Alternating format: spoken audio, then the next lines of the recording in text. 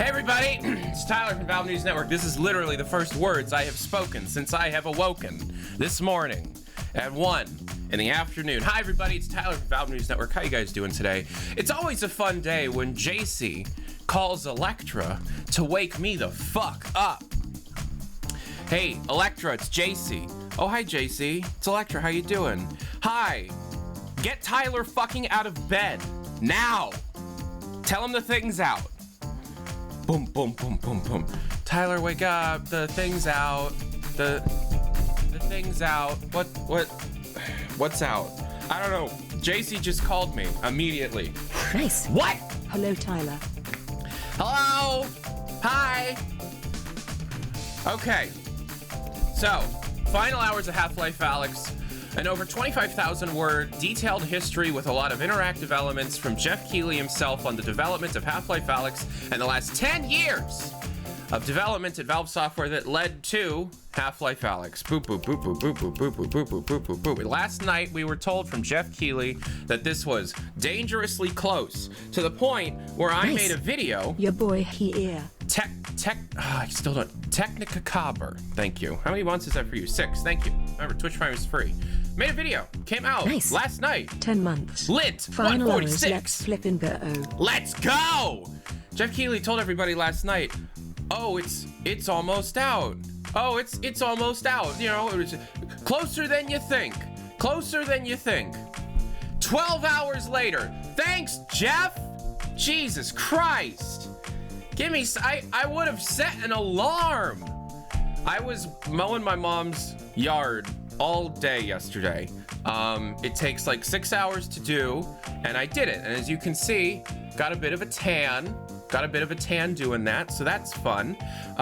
So now I'm working, even though I need to clean this absolute slob of an office. I am so happy right now, holy hell. So, let's get going into this. This is huge spoilers for Half-Life Alyx. If you haven't played Half-Life Alyx, I'm positive there are going to be just absurd amounts of spoilers for this game. If you don't care, then let's get going.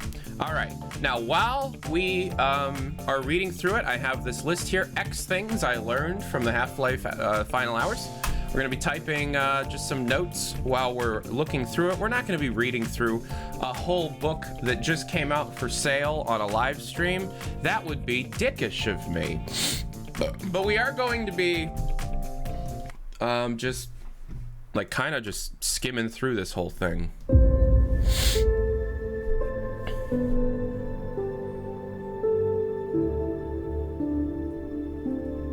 This would have been more impactful if he didn't spoil it 12 hours ahead on his fucking Twitter. Of course, this music is not made by anybody at Valve. This is a development archive of Half-Life Alyx, Valve's first game in 10 years. These sound effects sound more like Portal than, in fact, I think they are from Portal. And we're looking at a 3D model of the Citadel behind it, with the Alyx taking inspiration from the Vault. Looks pretty cool. Let's begin. Jeff, don't talk to me at the beginning. Please don't talk to me at the beginning. Introduction. Scroll to continue.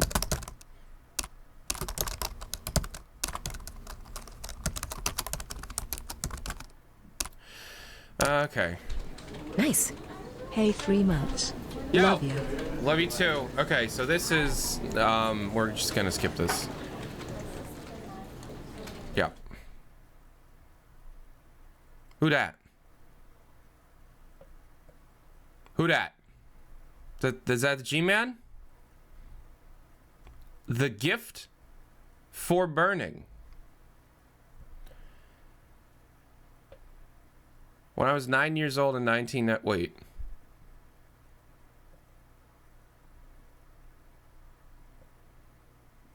Jay Benson.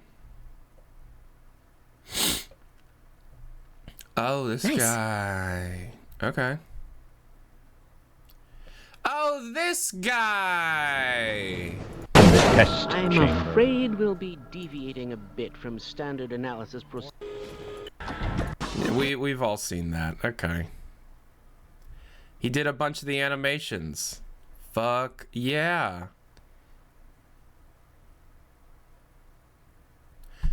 Okay. I'm gonna be completely honest. I thought there'd be music.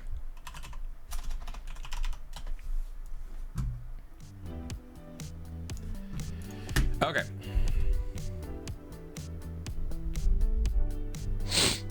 Nice. It's here. It's here.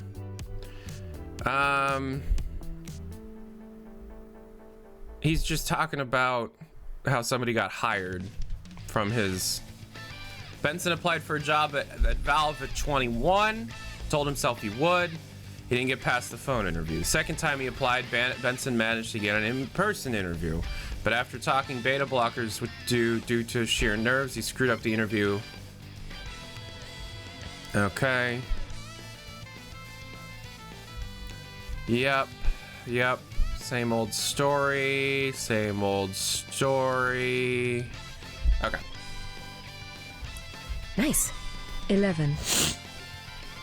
Here's a meeting at Valve HQ about Half-Life Alyx. Look at all these boys. Hey, it's Greg Coomer. Hi, Greg Coomer. Nice jacket. We got absolutely not at all photogenic boy who looked fucking awesome in the videos, but then just, I don't know what it is about him. He's just not photogenic. There's Tajiv. Do I recognize anybody else? No. Oh, wait, yes, it's Carrie Davis. What does this say? I can't read it. Greg Coomer.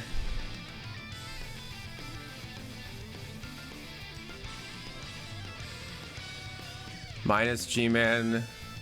Last 2 level pass. Tech audio. All waves. Fix. Vault crash. UI out of game. Audio. Sensorables only. Showstoppers only. Wow. They recorded Russell voice work on February fucking 19th. They recorded Russell voice work on February fucking 19th? That late? Jesus Christ. Cutting it close. That's going in the list. Wow. And Greg, of course, looking fucking handsome, as always. As always. So it's February 3rd when these pictures were taken. Okay. Okay, as the developer circle... excuse me.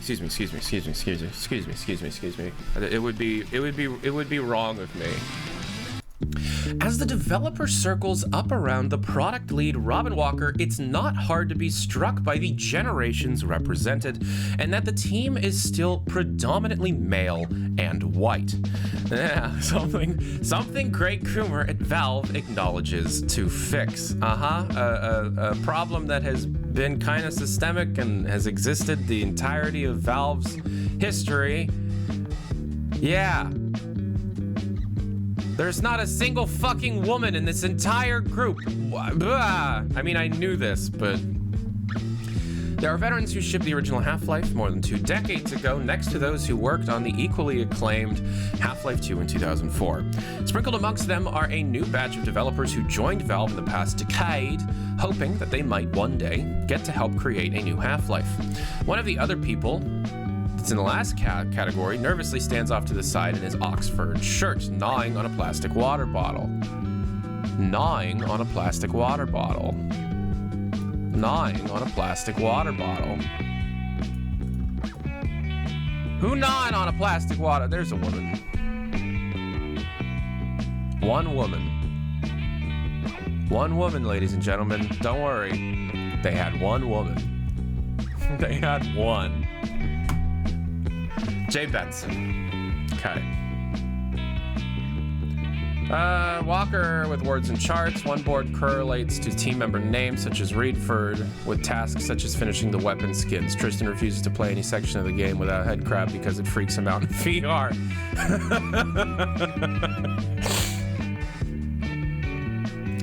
Serious bugs only and showstoppers only, meaning bugs that would cause the game to crash. If everything else goes according to plan, it all accumulates on March 20th, circled in the red date, as Half-Life Alyx will be completed after 4 years of secret development. As the meeting began, Rob Walker, an affable Australian man. Is it gonna be this the whole time? Okay, a lot of people are setting their bugs to critical because it's the default. Please check if it's really critical before logging it that way. Also, someone has been trying to simulate playing the game through with one functional arm. We want to support this, so we need an owner that can take that on. Any update on perf? Walker asks, shorthand for inquiring if any issues with the game's frame rate dropping a critical issue in a VR game that needs to run at 90 per second. Music loud. Sorry.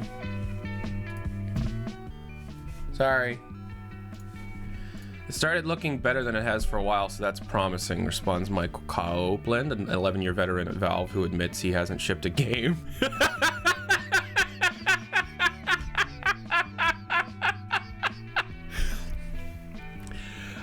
11-year veteran at Valve who admits he hasn't yet shipped a game at Valve because his projects keep getting canceled. Please prioritize min-spec machines on your playtests. Oh man, there's Jane. Okay, second woman. There's Jane Ang. Okay, 2 women. Oh man, that's the bane of my last fucking existence. Holy shit. That is so funny. Okay. As the opposite end of the room, Dario Casali, who designed levels for the original Half-Life some 22 years ago, throws out a question about the level he's been heading up. The Vault, as it's known, the final sequence, which has gone through significant overhaul in the past 6 months. Yep. Are we still getting external playtesters, though? Yes, but the last 2 couldn't get, though, to the end of the game. Schedule problems, explainer design Jeff Lane. Heads up playtests when he wasn't racing motorcycles. Well, I'm not getting enough external data on the last map. We have 3 weeks to change the balance and not enough people are playing through it. Finally, Walker turns to his right, looks at Benson, probably not even realizing he's inspired him to get the... Jay, how are the gameplay videos coming together? Benson, tasked with editing a series of 3 gameplay videos for YouTube, opened his eyes wide, lifts his chins, and cracks a smile. Oh, quite well. The Subway survival horror video is watchable now and loves some feedback.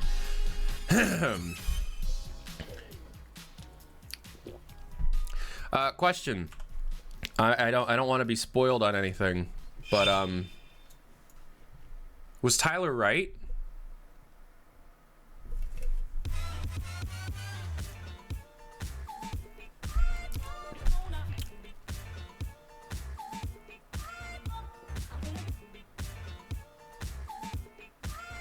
A lot of people are saying no. Sorta. Too soon to say. What? Some parts.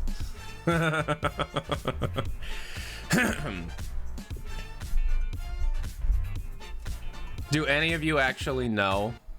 To some.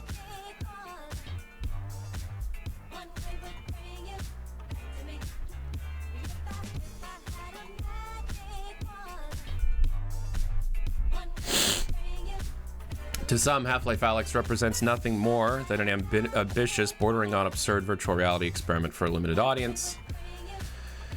Often seen as mysterious, impenetrable, and downright unpredictable, Valve's traditional game output has dramatically decreased, or rather downright stopped, over the past decade. Flush with billions of dollars in revenue from Steam, Valve's industry-leading PC distribution service, some wondered if Valve was impervious to clamoring fan base and resigned to let Half-Life live only in our memories. Half-Life Alyx proves otherwise. I guess you could say this is the story of how we fixed Valve. That's a good way of saying it. Oh my. Oh my. Oh my.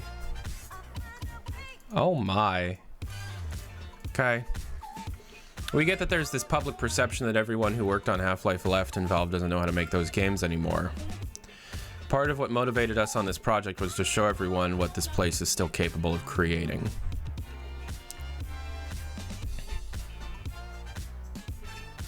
As it turns out, Valve has been creating over the past decade with little of that work publicly exposed. Half-Life Alyx, for instance, represents at least Valve's 6th attempt. All right, hold on. All right, F3, 2011, 2013, no, wait. F3, 2011, 2013, 2015, RPG, Half-Life 3, Half-Life Alyx. Okay. Valve is in a unique position of having what post-Adrian Ritchie phase the gift of burning. Unlike many other creative studios, Valve has the luxury, or you could argue the curse, of shutting down and redoing projects ad infinitum until something emerges that's demand-worthy of its customers' time and money. RPG wasn't an attempt? Okay. Then that never got past prototyping, because I literally have official proof that it existed. Now, for the first time, Valve opens up about the past decade behind its closed doors, and the canceled projects, the struggles to create new games. Okay, skip. Quote, a lot of people came to Valve because of what they thought it represented, and it hasn't always been that place for the past decade, Walker openly admits. For those of us here in our first decade, we knew Valve could still be that. Some of this project was about trying to give the people who joined Valve in the second decade the experience of what it felt in the first. Walker paused for a minute and closed his eyes as if to remember an indescribable yet magical feeling that comes from shipping a genre-defining game. It is perhaps the exact feeling that young, impressionable Jay Benson, oh my god, again with Jay, heard Walker talk back in 2010. Walker... Jesus Christ!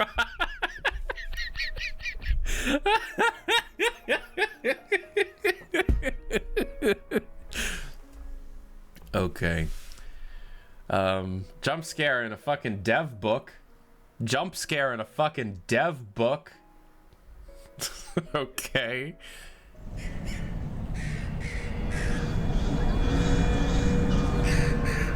That's neat.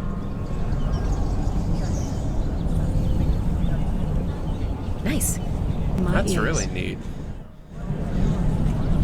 I mean, I have a general idea on how you would do this, but that's still pretty cool. That's pretty neat. All right. Again, if you haven't played Half-Life Alyx and you don't want to be spoiled, you know, just saying, there's 1,100 people here. Good. Could really appreciate it if you. It says July rent, but now it just means taxes. Fun thing that happened to me yesterday or day before, I don't remember. Self-employment tax went up 6 times, so I owe 6 times what I normally pay. So thanks, consolidation of power by making self-employed people feel like they shouldn't have they should just join a normal job and not have power in their own, because we're gonna raise taxes so high that it will bankrupt them. So exclamation point donate in the chat if you want to be able to help me out. That would be fucking swell.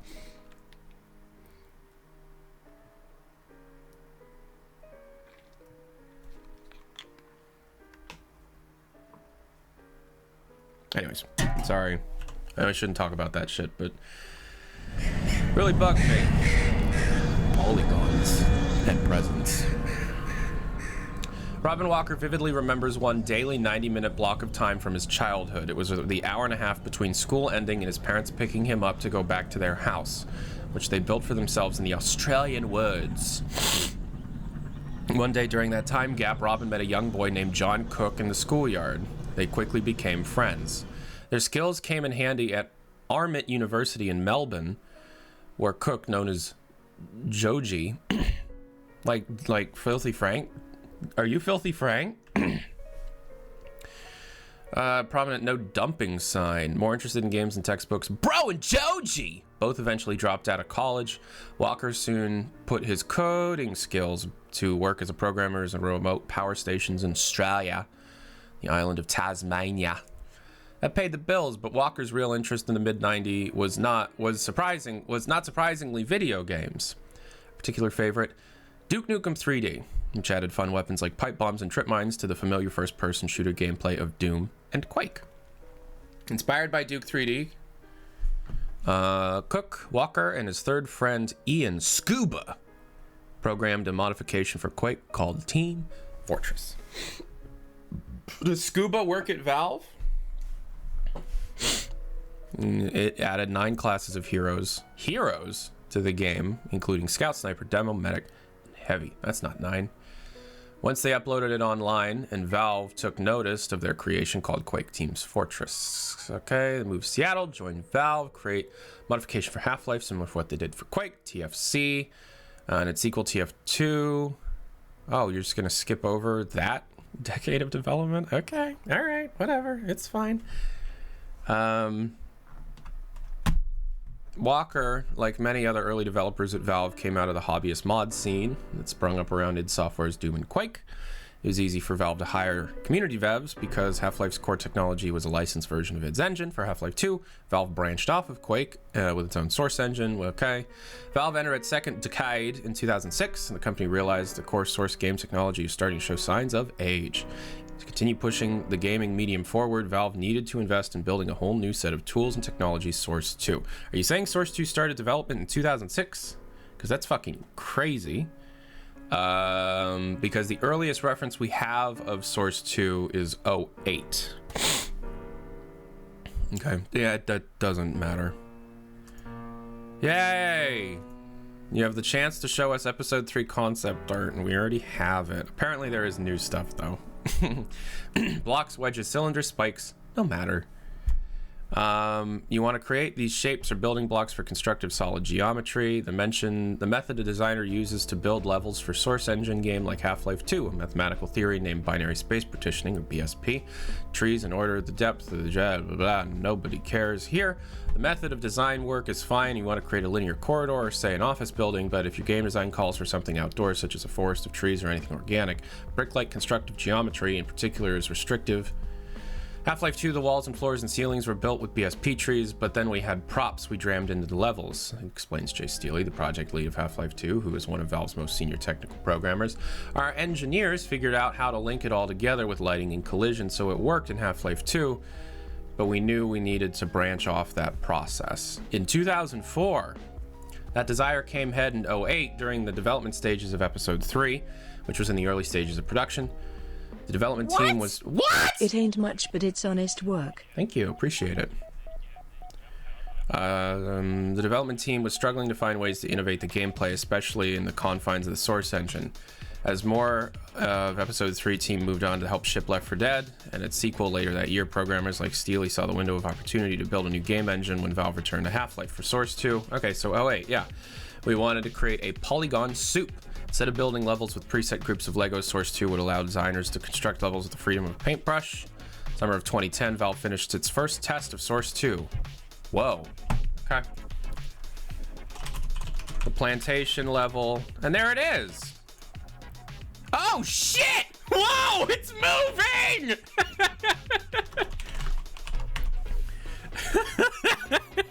What?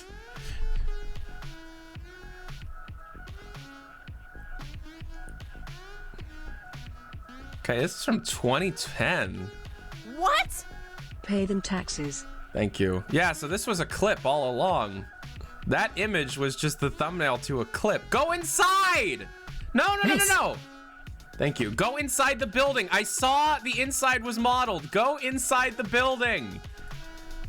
Nice. Jesus Christ. Thank you. Never before seen Source 2 demo using Left 4 Dead's plantation. That's fucking nuts. Jesus Christ. That blew my mind because I just saw the image that I've seen thousands of times. Like, yep. And then I saw it was a video and it started moving and my mind melted. 2010. Damn. 2010. This was pre-Portal 2. What the fuck? Nice. So, Pre-Portal 2, wow. something that we do know about that, and I don't know if he'll go into it, but there was no gameplay. It was literally just let's rebuild it in Source 2, and that was it, right? and there was a button that you could go back and forth between the old one and the new one to see the graphical differences. It wasn't a game. It was literally just, let's remake it. There was no logic or entity of any kind placed within it. It was all art-based. But holy fuck. Holy shit. Everyone at Valve knew the investment in a new game engine was right in the long term. No one, however, expected the shift to trigger a dramatic slowdown in game production. Before it flirted with Source 2, Valve shipped a new game engine every year to customers between 05 and 11, ranging from Half-Life to Left 4 Dead to Portal. Games like TF2 and Counter-Strike were updated continuously, and MOBA strategy game Dota 2 is in production, but Valve's traditional games suddenly stopped after the release of Alien Swarm, which for a brief period was themed around Half-Life. I'm just gonna drop that on me?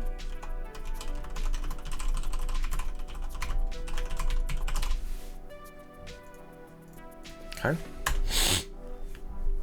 We convinced ourselves we should go work on the engine technology before we worked on another Half-Life or another big game, recalls David Spare.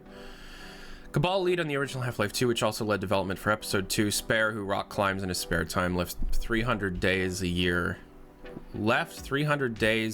of Sun Boulder, California to come to the rainy confines of Seattle for Valve. In retrospect, I wish we would have figured out a way to keep building games and make new game engines in the background, but that couldn't happen. Didn't happen.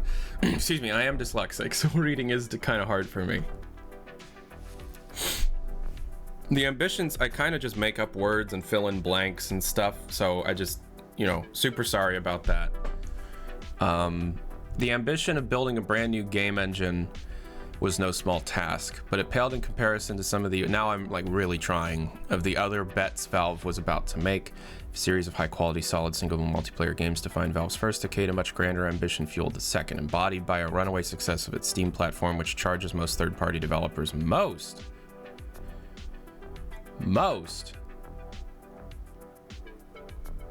Who is exempt from the 30% rule? Huh. Okay.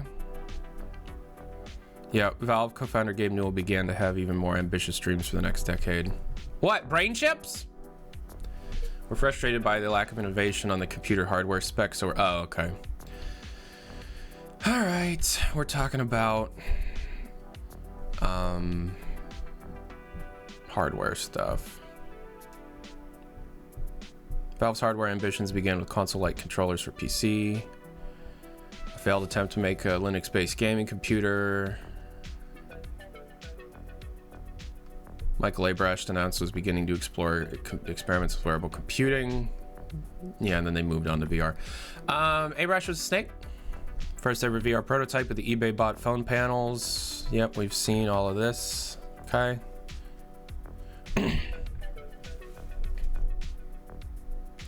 Soon, what was Skunkworks R&D project turned into a whole floor of R&D, headed up by an inventor and chip designer named Jerry Ellsworth, whom you fired! Name drop the coolest person you've hired in the last 10 years, and don't mention how Michael Abrash convinced you to fire literally months before Abrash jumped ship to help Oculus sell to Facebook. Fine. Valve's pivot into hardware was perhaps an absurdly ambitious, some say foolishly ambitious enterprise.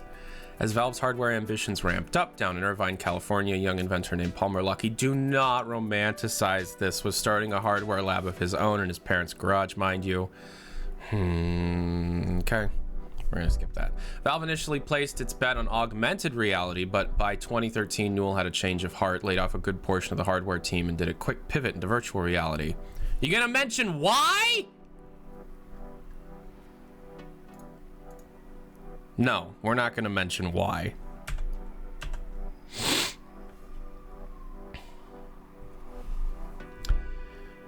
The room, located inside of Valve's HQ at Skyline Tower in Bellevue, was named for a particular office set up to showcase Valve's cutting-edge VR technology with a series of black and white QR codes posted on the wall called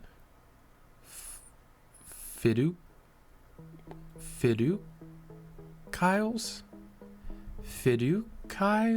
seals? Fiducials? Fiducials? How do you pronounce that? Fiducials. I'm gonna call them fiducials. QR codes are called what? Blah, blah, blah. Oculus Rift headset was more like an immersive window. Valve system, yeah, it was like movement into a world. It was a holodeck. Revealing the technology at Steam Dev Days 14, Abrash said the idea of presence could tip the balance of the entire entertainment industry. You gonna talk about the backstab? The wilderness. What? Hey. Fiducials. Fiducials. Thank you. Thank you. To understand where Valve's game development teams have been over the past decade, you first need to understand, as said in a publicly available handbook, Fearless Adventurers, okay, boss free since 96. Since no person holds, is that Gabe? Oh my. Yeah, we're not a cult. We're not a cult. Fuck. Okay. All right. Okay. He's just a normal billionaire with celiac disease. He thinks drilling in your hole is the future of technology. We're keeping that in our mind, right? Okay.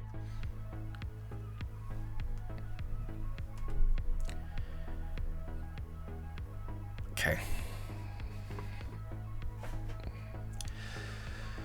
Since no one person holds plenary power, the act of making games becomes an exercise in building natural momentum around a project. At Valve, the coin of the realm is your desk. All desks have wheels. At Valve, decision to mandate rarely comes with rumbling down through the ranks, as Michael Abrash said in the 2012. Stop referencing him!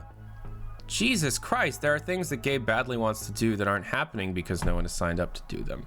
The lack of hierarchy can sometimes take a while to accept, and is far from perfect, since certain employees naturally exert more influence due to their seniority or relationships. I helped my friend plan her wedding, by the way. On the way to the wedding, explains Valve engineer who played trumpet in the Emerald City Jazz Orchestra. We don't need to know that. I always made the first decision that could be overwritten. Here are two options. This is the one I'm picking. You can either agree or disagree. At Valve, however, decisions lie squarely in the hands of their employees. There is, in effect, no first decision. I sometimes wish we had a bit more of the first decision here, but the advantage is we end up doing some crazy shit. Okay, yeah, and then cult leader Gabe. As far back as 2013, hires at Valve developers began experimenting with potential game ideas built on the in-development Source 2 game engine. Some games fans would expect, others would not, such as Valve's first role-playing game. Okay. Okay. Okay. All right. Okay. Okay.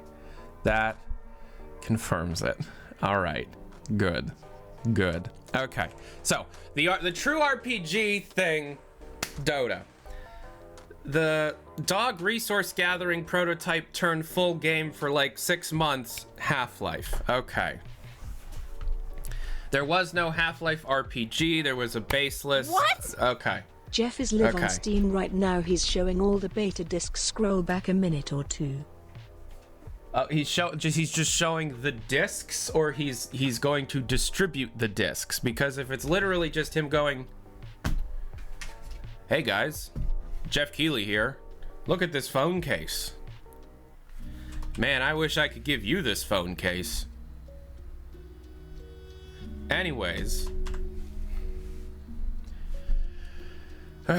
originally conceived as a new intellectual property, Valve's role-playing game, yes, RPG, inspired titles by Monster Hunter, Dark Souls, and Elder Scrolls, people wanted to make an RPG game modularly in public, like shipping smaller parts of an experience over time and add features, explains to Jeev, the guy who made the whiteboards in Half-Life Alyx and told the junior developers that you didn't need to add finger tracking in Valve's flagship VR title, The Lab. Moving on, a developer who joined Valve to work on Portal 2 and briefly worked on an RPG project. RPG, however, never really left the conceptual stage. At one point, the RPG team experimented with flipping it into a single-player Dota RPG. Yeah.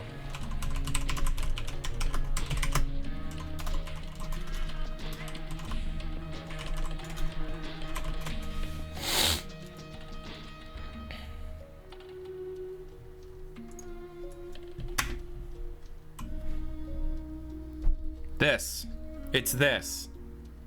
It's this. They're talking about this. They're talking about this. They're talking about this.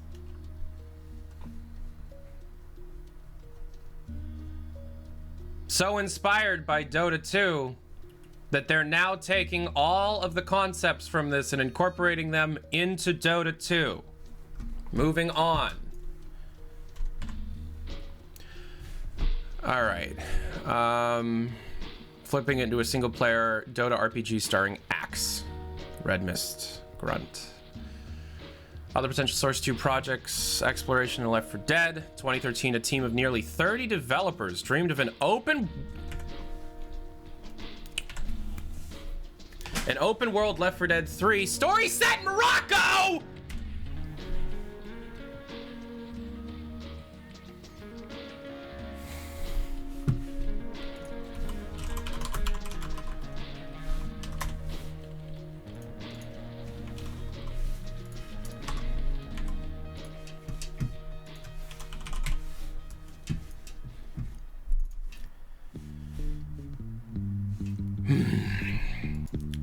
According to Doug Lombardi, self-proclaimed VP of PR, Left 4 Dead is, quote, absolutely not in the works. Quote, we've seen rumors to this effect of the last couple months. We did briefly explore some Left 4 Dead Next Gen opportunities a few years ago, but we are absolutely not working on anything Left 4 Dead related now and haven't for years. It's clear that some people are having fun creating misinformation to spin up the community and other outlets. Unfortunately for now, a new Left 4 Dead game is not in the cards.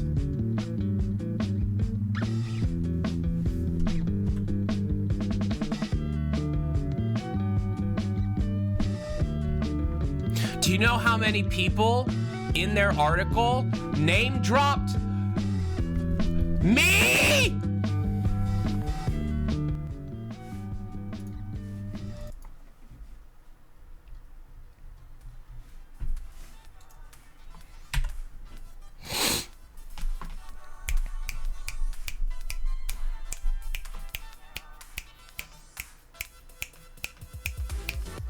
Other potential Source 2 projects were more familiar.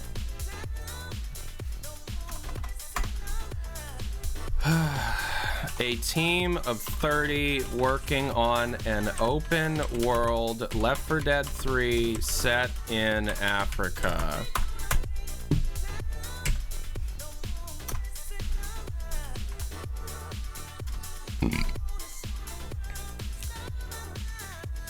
Okay. The game, set in Morocco, featured hundreds of zombies. Wasn't long until they discovered that Source 2 engine was nowhere near ready to take on such an ambitious project. Oh! You're telling me that Left 4 Dead 3 was canceled because people thought Source 2 don't work for this, we should move to another engine. And other people were like, no, we need to finish Source 2. And then that argument never finished up.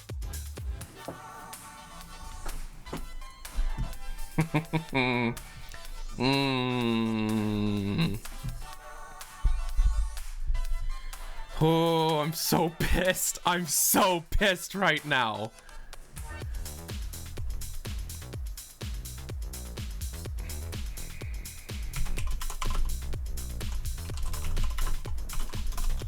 Jeff called you out, bro? Where? I'm mentioned in this? No way.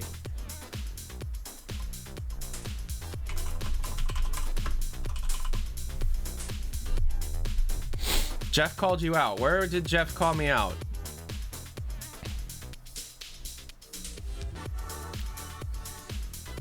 No, on the stream right now, he says he wishes you enjoy the book. Oh, okay, cool. Thank fucking Christ. All right, is he on Twitch? I wanna say hi. No, he didn't? Oh. Well, don't.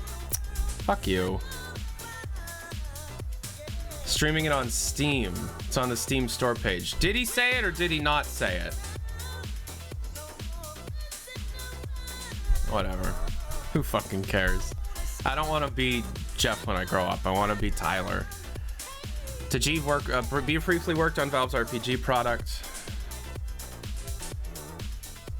Beyond RPG and Left 4 Dead, there was another Source 2 projects. We were working on a single-player game. You could proceduralism and concern a crafted experience to create an open-ended way.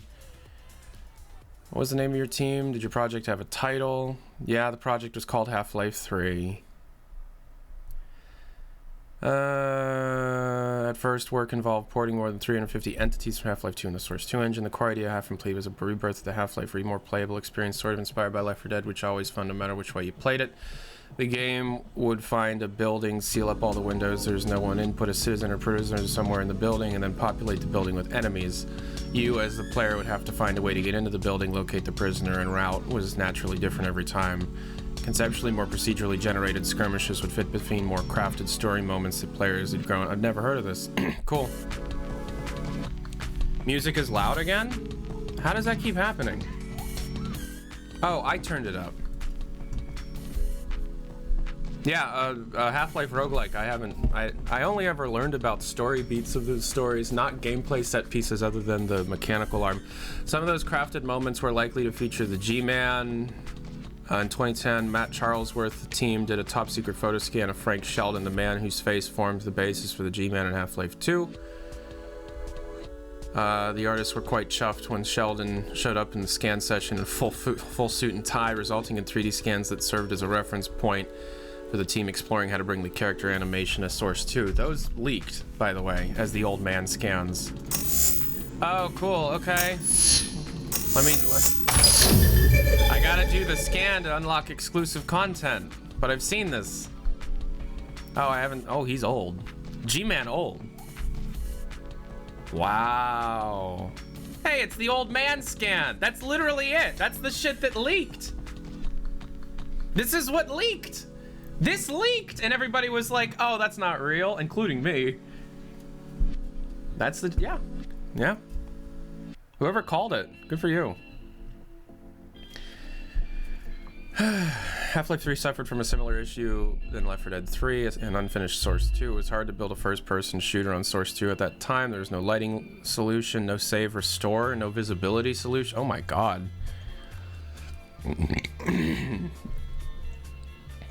The Half-Life 3, Left 4 Dead 3, and RPG prototype simultaneously in development on an unfinished and stable Source 2 engine. The engine wasn't in a state for a full team to be on it, much less multiple times. Okay.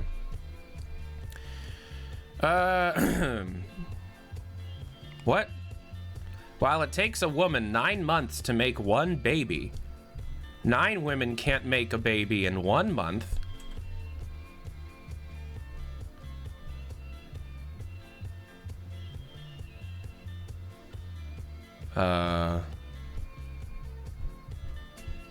I mean, have we tried?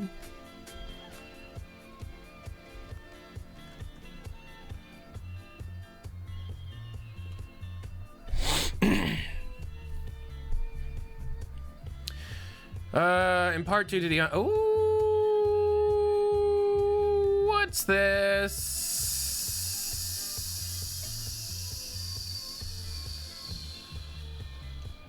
Another team at Valve started work on a project with its own proprietary technology base, a voxel-based game engine now referred to internally as Arty. Never heard of this. Voxel stuff. In similar vein to the Portal series, transported players to manipulate the world and for constructive and deconstructive abilities, not unlike Minecraft. An early demo featured talking characters named King Kevin, voiced in demos by Eric Wolpaw. King Kevin. Sounds like something he would do. Players help the king break out of the prison by using their abilities such as tearing down walls, building bridges, and shrinking animals and objects to impact the world in real time.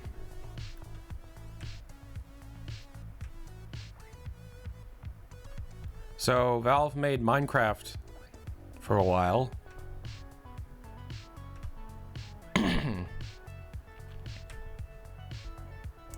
So in the face of Source 2 not being done, instead of getting Source 2 done, they said, fuck it, let's make Minecraft.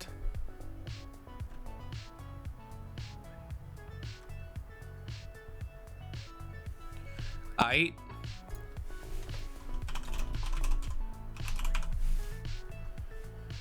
Okay.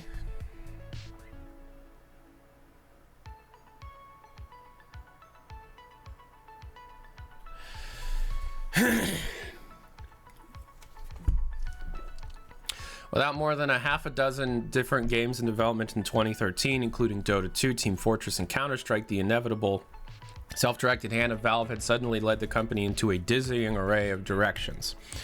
The way things are set up, the idea is more to work on whatever you want, Robin Walker explains to me one morning near his desk. It's an enormous thing to start something new if only 2 other projects are going on, but if there are 10 other projects, it's a lot easier to create yet another branch. To borrow from a term from aviation, Valve's diluted focus became a recipe for frustration bordering on disaster. The company entered a session of discontent so disruptive that Walker refers to it by a singular name, the wilderness. 2013 to 2016. There's a period of time at the start of a project when you sort of don't know where you're building, especially if you're innovating.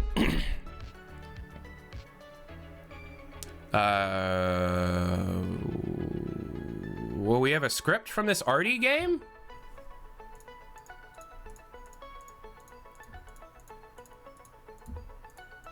Whoa, that's kind of long. What? I mean, I'm not complaining.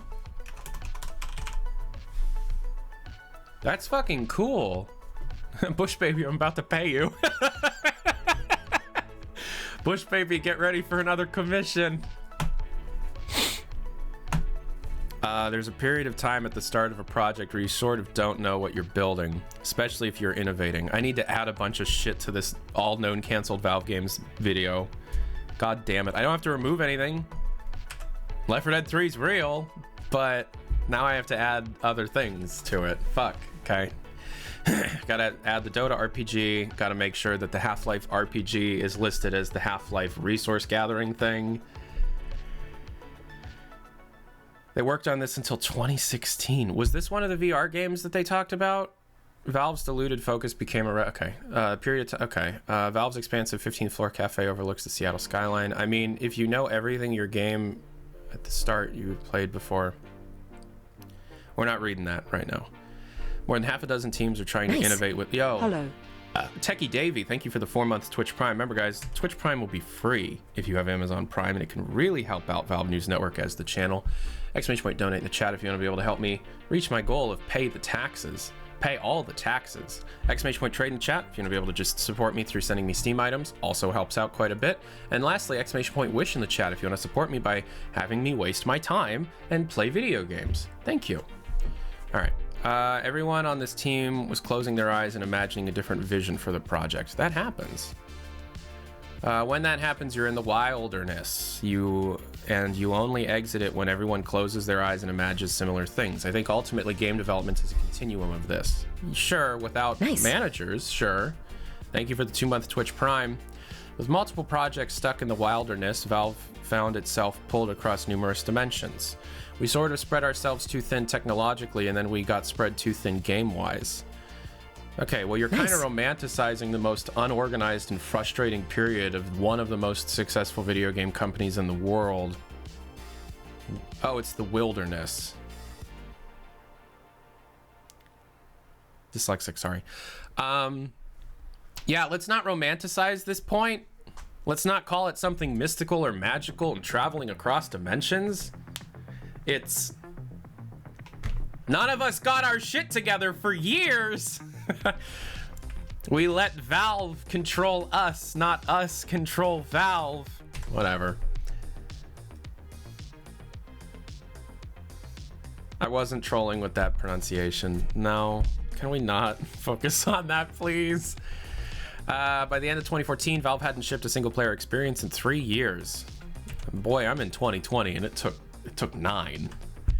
While there were plenty of games in various stages of development, there were no sign of being ready to release to customers anytime soon.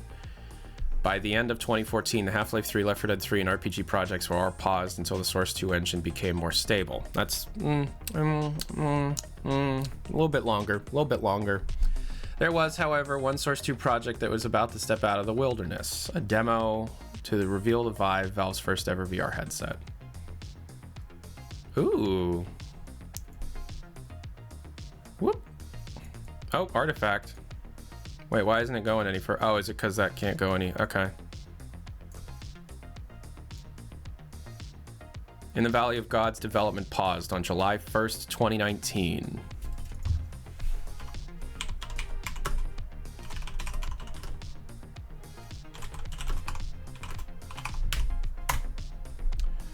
Half-Life Alyx, Dota Underlords, Artifact announced. Gabe says 3 VR games that are in development. I was there. I was there when he said it. I was there. What the hell is hot dog? Borealis VR what? Borealis VR? What the hell is Borealis VR?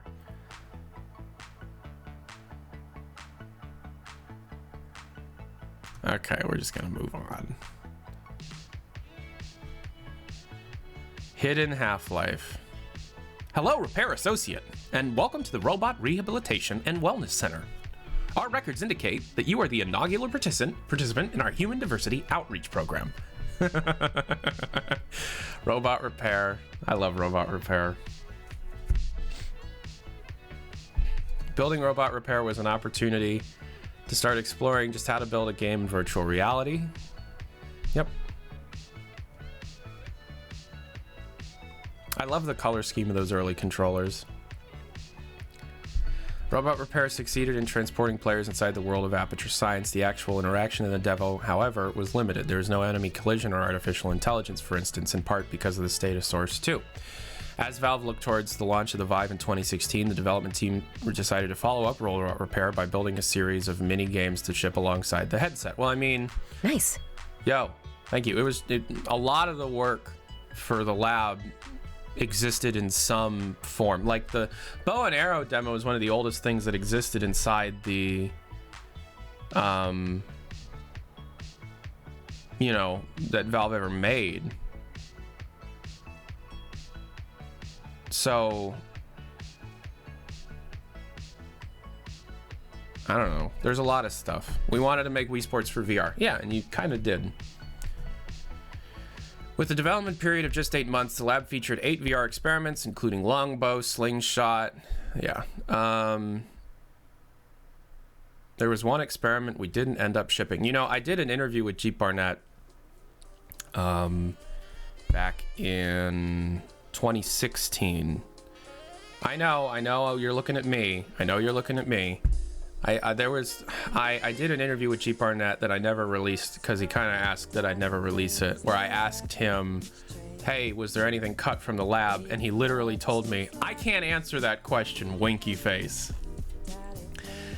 There was, however, one experiment left on the cutting room floor when the lab shipped in April 2016. One day at the office, Coley walks me over to a computer where he says he wants me to try something.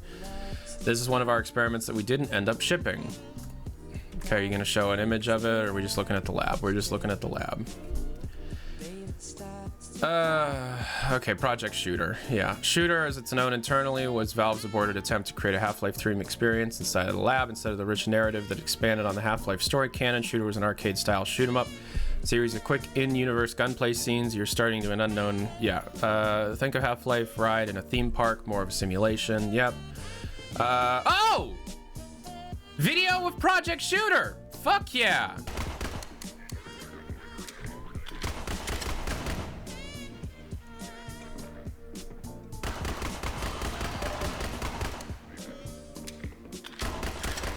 Oh shit. Oh shit. We have this map.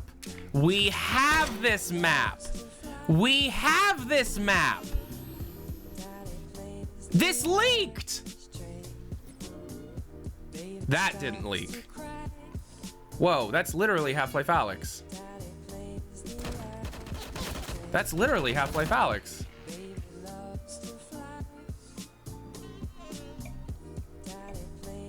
That apartment building leaked in 2015.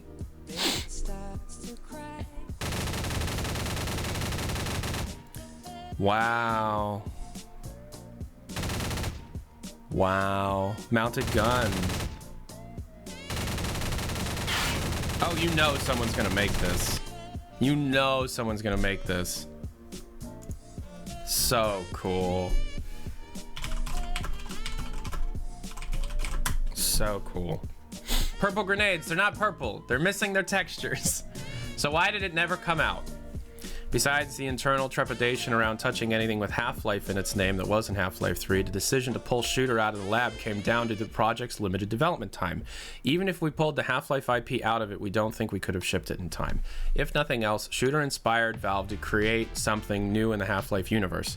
Around the same time, the writer behind the two started work in a small team on another Source 2 VR project set within the VR Half-Life universe. Laidlaw wanted to build a VR game codenamed Borealis set on the bridge of the Borealis, the Aperture Science research ship mentioned in Half-Life 2. Whoa. Whoa. Whoa. Whoa.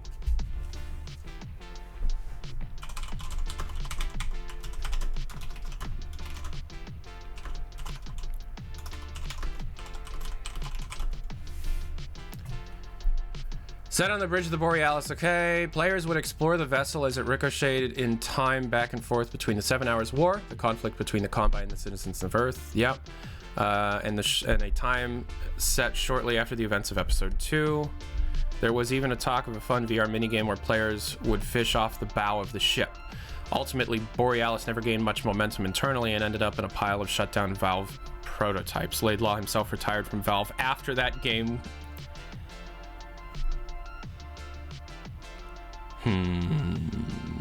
Okay. So Laidlaw retired after a Half-Life project was canceled. Okay, that's fine. It's fine. It's no big deal.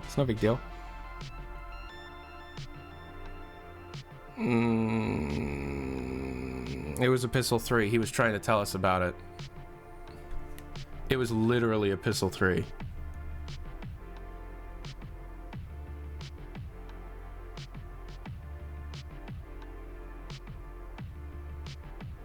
That's fucking nuts.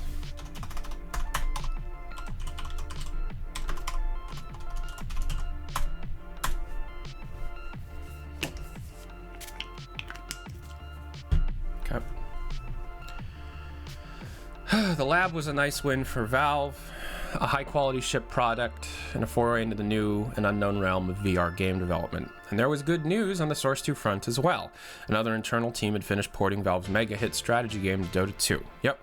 Feeling encouraged, Walker, Fanal, and a few other developers spun up a mini-team for another potential new take on the Left 4 Dead series in late 2015.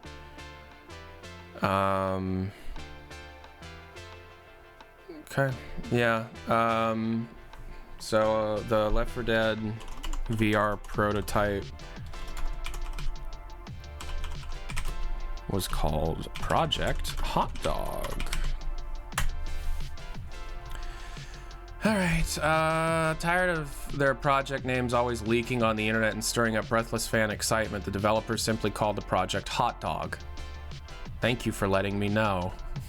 But after a few months of work, Walker realized Valve was beginning to repeat its same mistakes with multiple small game projects that might get stuck in the wilderness and never ship. This was before I was a problem, so, you know, in early 2016, I was sitting in a meeting with the Vive team as they were about to release that product. And I remember thinking to myself, we as a team really should be supporting their efforts with a full-scale VR game. And the Hot Dog game was shelved, and in its place, the prototype. Fixing Valve. Most of the time, your job at Valve is to make great games, but sometimes I have a feeling he doesn't go into the Half-Life Alyx beta stuff as much as I thought he was going to, because we're already in chapter 5. We've got a lot of We got a lot here. Go away. This doesn't work. Go away. All right, whatever. Okay. Okay, we started having a lot of cultural conversations about why we were unhappy. Greg Coomer, who sometimes goes out and flies kites in Seattle to get his mind off of work. There are just too many things going on at the company that felt like we were okay.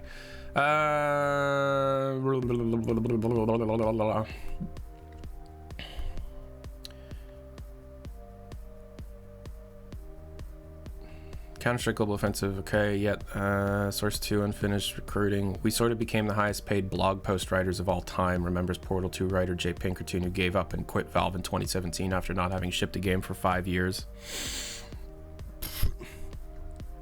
One of our big takeaways is that we were spread too thin. Okay.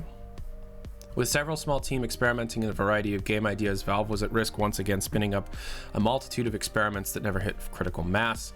People were voting with their presence in different little independent initiatives that didn't have enough structure. The solution, the way Walker and Coomer saw it, was to get Valve aligned around one large project as a point of focus. It needed to be a project with little risk of getting stuck in the so-called wilderness, and ideally, it needed to help the company push into the world of virtual reality. The Vive was the first, but certainly not the last VR headset from Valve's hardware lab. Well, it's not. Okay.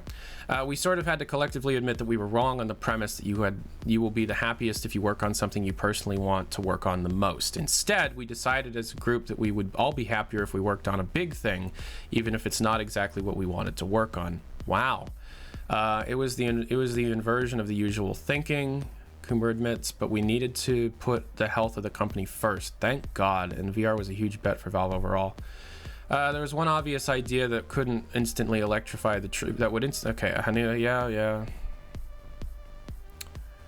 The second shooter prototype for the lab had been shown. The Scorched. Oh my God, I can't fucking read, and this is such a bad example of that. Ever since episode 2 ended on a cliffhanger with the death of the Black Mesa scientist Eli Vance, fans have pleaded, begged, and hoped Valve to return to the franchise in some way. In 2011, a pair of Canadians camped outside Valve's offices with a cardboard sign, Canadian. Yeah. Newell said hello to the fans, only to deliver the bad news that they had nothing to say about Half-Life 3. Yeah. The longer the wait, the more hopes dimmed of Valve ever returning to the series that launched the company. By 2016, Half-Life 3 seemed like an impossibly large task that could never live up to the decade of mounting fan expectations. Quote, we always asked ourselves what new game we could bring to Half-Life, and for a long time, we couldn't answer that, end quote, admits Jay Steely, quote, but the idea of doing Half-Life in VR sort of answered the questions before we even had to ask it. A project like Half-Life Experience in VR would also give the team a forcing functionality to fully finish Source 2 for first-person action games, quote, whatever came after this product finally wouldn't have a tech risk, says Walker. The potential perils for making a new Half-Life were outweighed in Walker's mind by the opportunity to start a project around a shared vision. You don't have to imagine Half-Life. You just have to imagine Half-Life, but in VR. Anyone on the team can close their eyes and imagine that, and therefore it became less risky design ideas to pursue. In February 2016, 4 Valve employees, Walker, Casali, Fanal, and Copeland, started experimenting to see if Half-Life in VR would indeed be compelling, referred to as the prototype, or E1M1.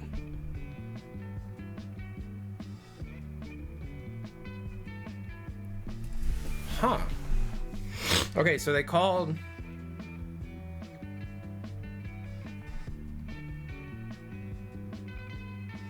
Okay. E1M1. HLA prototype V1. Yes, and this was such an interesting game for Adrian Fanal to work on that shortly after the development of this, he chose to work on, get this, Artifact.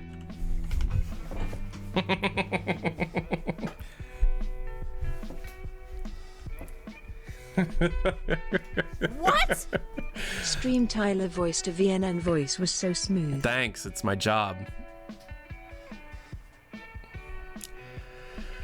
The demo was a 10-minute sequence developed in 6 weeks on Source 2 with pre-existing Half-Life 2 assets. E1M1 was a rudimentary... Ooh! Ooh! Ooh! We got video of it.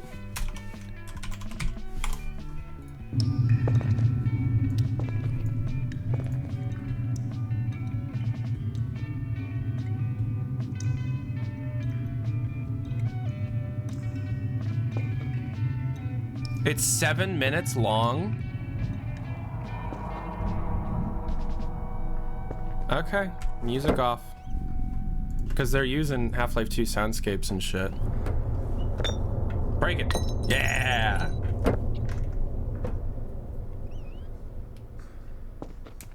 Oh, the key. That key model still exists in Half-Life Alyx.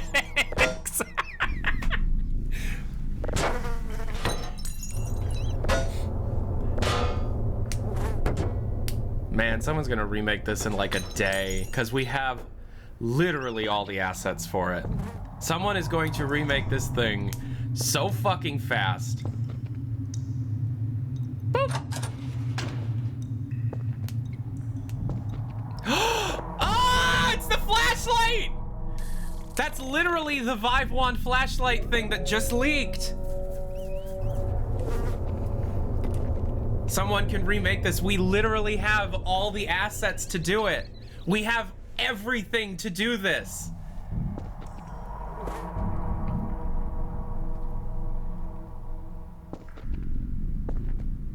I think Valve knows that. Ooh, interactive stuff was early. Oh, you just fell. You lost all your health. They on a physics prop and you die. Okay, go get the other key. Ugh. Okay, so this is awesome. But why would you want to remake this? Okay. All right, listen here, dickhead. Who said that? But why would you want to remake this? Deuce Primo. Back in 2011, I started dating a girl named Electra Barnett. At that point, I had never really been with anybody or had many friends, and she liked me, and that was really fun. The first time I ever went over to a girl's house was her house around Christmas time, and she wore this Victoria's Secret juiced berry perfume. That first time I ever met her, like hung out in her house, and I got to hang out in her room. Victoria's Secret later canceled that perfume like 6 months later, but the smell of it has been stuck in my head forever. If you go on eBay and you try and purchase that perfume, it's hundreds and hundreds of dollars. And I've actually been searching for that perfume because it's my wife now, in order to like go back into that period of time. Well, somebody on eBay had the genius idea of buying one of the big bottles for hundreds of dollars and selling individual vials for $50 each. Now you're asking me, why would anybody want to recreate this early prototype of what became Half-Life Alyx? The answer is because you can. $50.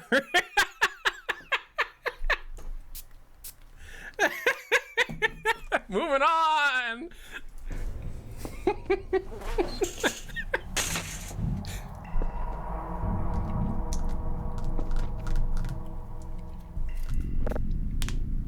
Crowbar. Fuck it! Cut the crowbar! And it... Holy shit! It has the same bugs!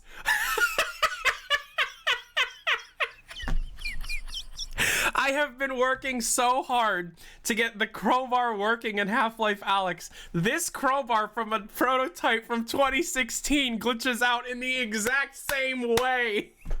No fucking way.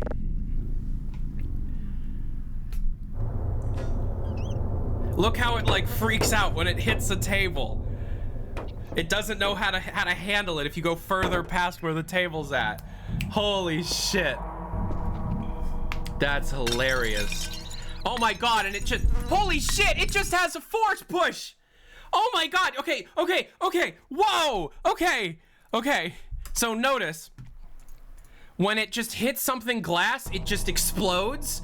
That's because on the end of the crowbar, they just put what's called a trigger hurt, right? So literally when it just touches it, the engine thinks it fucking punched it.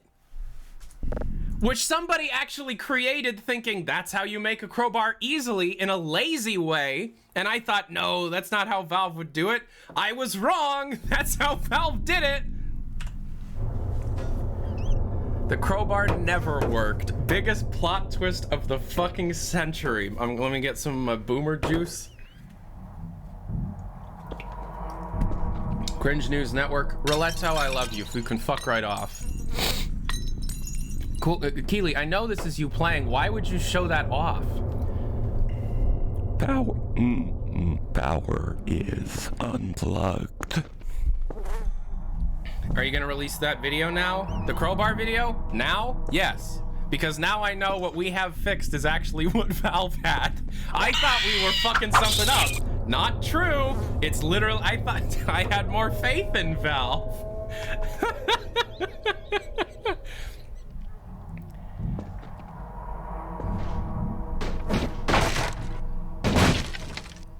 Oh, ours doesn't do that. That's pretty neat. That flashlight, though. The HEV gloves. No, hold on. No, they're not. They're the Counter-Strike gloves colored orange.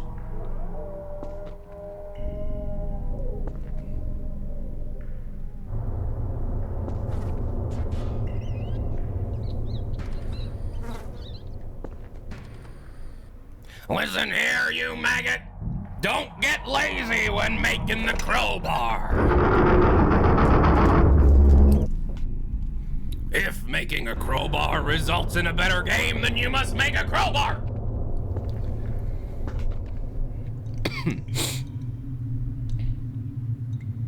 You beat Boneworks yesterday? Boneworks' ending is nothing. It's a nothing. It ends nothing. But we have that Glock. We literally have that Glock model. That Glock is in the game's files. Again, we have it. We have all of this. Oh, the P250, excuse me. I'm not a gun owner. Oh no, are they doing the Bethesda thing where it reloads itself? Yuck.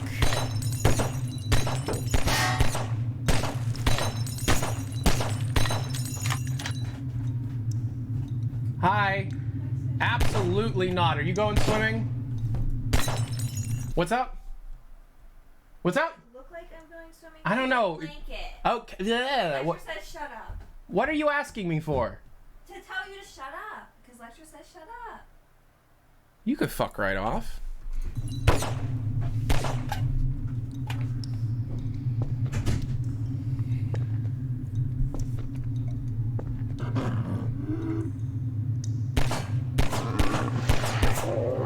Yeah, I'm not a gun owner, but I live in America, so maybe I should just have a gun just in case. That's Mallory.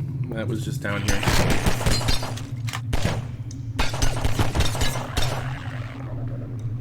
Someone's gonna remake this, like, today. I wonder, should I do the IGN GameSpot thing and just re-upload this video in its entirety?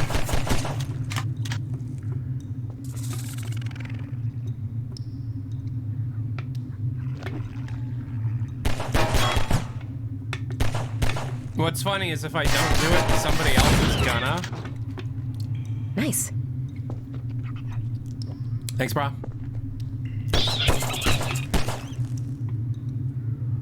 What's funny is this has about the same functionality as that Gmod VR thing that came out from Catsy. You could Jeff Sued? You could Jeff Sued?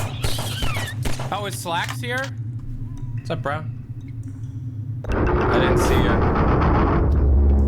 If I talked to my wife like that, she would buy a gun just to blow my brains out. That wasn't my wife. That was Mallory, Electra's little sister, whom I and her do not get along. I would never talk to Electra like that. That was Electra's little sister, who's a jerk! Mallory literally woke me up yesterday. I was taking a nap after like a whole bunch of shit and went, I need $20. Like, excuse me? I need $20. What? I'm asleep. What are you talking about? I need $20. For what? I want to get ice cream. You need $20? Yeah. Where's your debit card? I lost it. You lost your debit card? You didn't tell me this. I need $20. Can you just give my friend $20 through Cash App? I don't have Cash App. Do you have Venmo? No. Do you have PayPal? No. Just get Cash App. I need $20.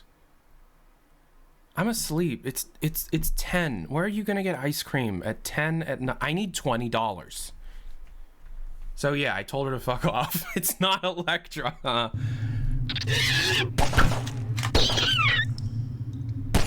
What? Oh, thanks, Select.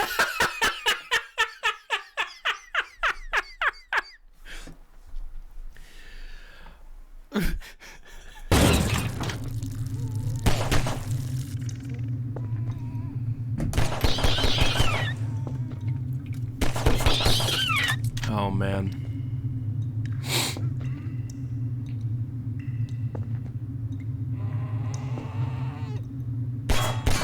What's funny is this will get remade, but a lot of it's going to be using the HLA assets, and it'll just look a lot better. Oh, did we stop? Wait, what? Oh, was that the whole video? Okay. What? Buy yourself some ice cream too. Thank you, Portal. Okay. That's fucking awesome. That's so cool. People are gonna re-upload that shit, so you can't beat them, join them. But I'll figure out how to extract the exact assets and stuff, so it will be lossless. Couldn't get a better picture of that guy? That's the best picture you could get of that guy.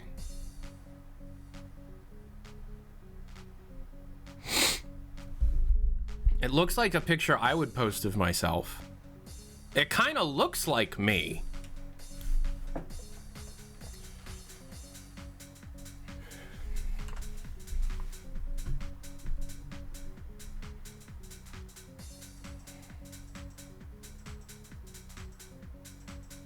E1M1 didn't have any particular narrative wrapper around it. It's just more Half-Life 2. But anyone who played it could see the product definition. As Walker puts it, it wasn't a vision of what we could build, it was more the product definition to show that it was uniquely compelling. We could iterate from there. Even though the demo was only 10 minutes in length, players are spending upwards of 30 to 40 minutes exploring every little aspect of it. As the team began to scope out a Half-Life VR project, they envisioned a game with a limited scope, a 4 or 5 hour experience in the Half-Life 2 world that would take about a year to develop. Okay. Arrow 1 of HLA, 4 or 5 hours. This is probably the one with Barney. 1 year to develop. Yeah, right. To further reduce the art requirements, the team planned on only using existing HL2 art assets and animation. HLVR was far from Half-Life 3. Still, employees who caught wind of the prototype grew cautiously optimistic that Valve might finally get back to the Half-Life business, even if some of them approached Walker and said, "Does Gabe really know you're doing this?"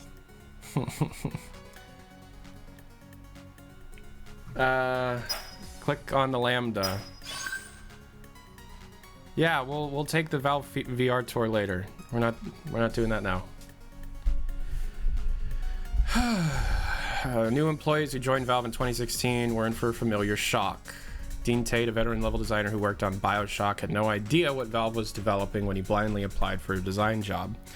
On his first day at work, Tate met Robin Walker in a lobby. What? Mate, before the HL Alyx trailer came out, I pinged you about linking your socials on your Twitch page.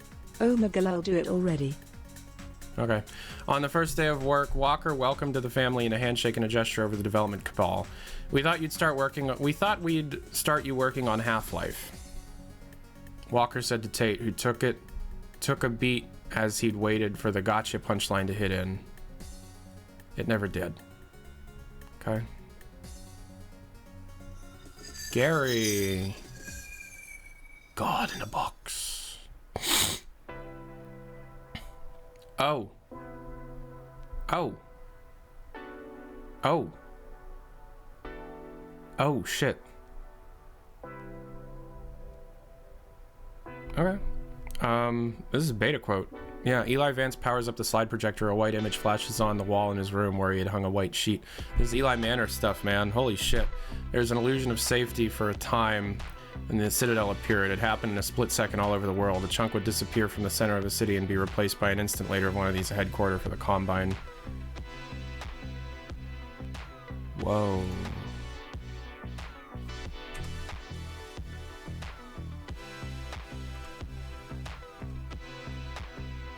Whoa, that looks fucking dope.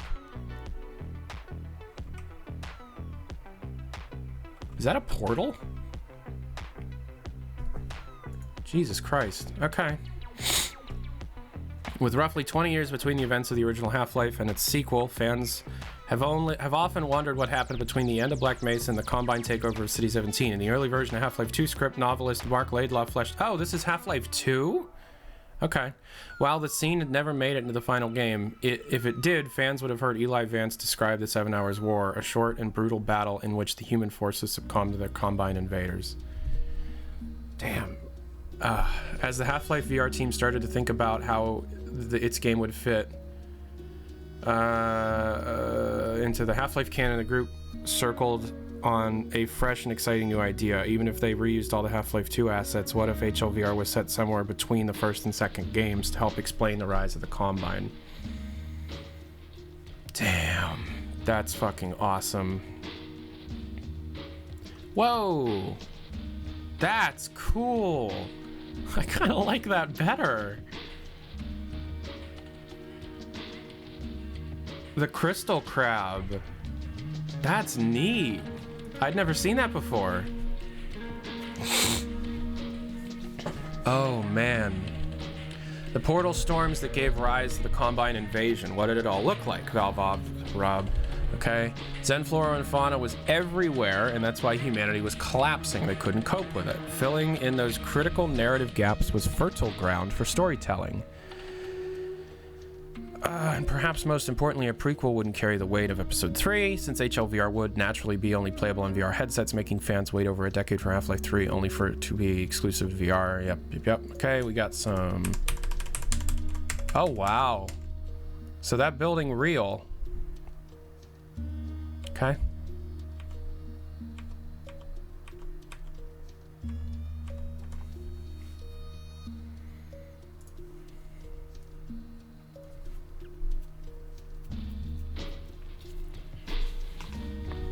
Some games spent months in pre-production with heaps of concept art. For HLVR, the team wanted to start building levels, or track as the team called it, quickly to ensure the project kept building momentum and stayed on schedule. Walker assumed the role of de facto product lead, but Valve, that means little more than becoming the centralized conduit for information sharing and organization. Decisions ultimately rest on the collective team versus one individual who decrees. Okay. The original product definition of HLVR was to reuse assets already created for HL2, but the scope naturally started to expand still. The team didn't want to veer too far what was known to the fans. You can make an argument that your art direction is sort of done already, explains Tristan Reedford, an artist who joined Valve for Half-Life Episode 2. We went back to the original reference photos for Half-Life 2 from Victor and started thinking, what would City 17 look like a few years before Half-Life 2? Ooh, got concept art. That's not concept art. That's a paint over. That's in-game geometry right there. Now that's concept art. Whoa. Whoa. That is a cool fucking piece of art. Holy shit.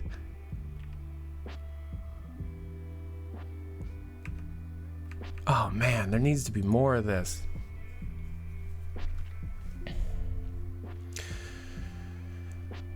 One conceptual idea that excited the team was showing the Citadel, the Combine's massive metallic skyscraper headquarters under construction. Images of the Stockholm phone exchange from the early 1900s with hundreds of wires leading to the lattice work of metal served as an initial... Ooh, okay, yeah. We started imagining the under construction Citadel as this huge LAN party with wires everywhere, sort of like a huge Wi-Fi router.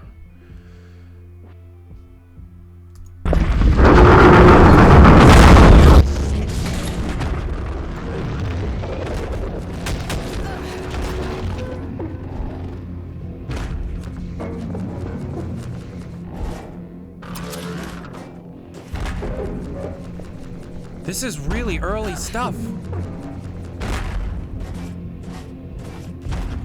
You got the old gloves, you've got the old inventory system, you've got the old teleportation stuff. Shit.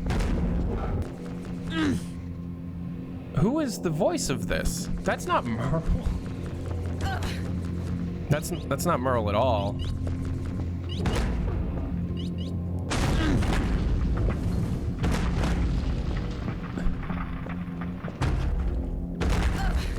Damn it. Yeah, that's just that's some artist or something. Nice. Hello, it is I. Hello, I. What's over there? What? That's Strider Canyon. This, you're totally right. Good. Yep, that's Yeah. what this is. Okay. Stay down. Oh, that's Merle. No, that's Merle. Good.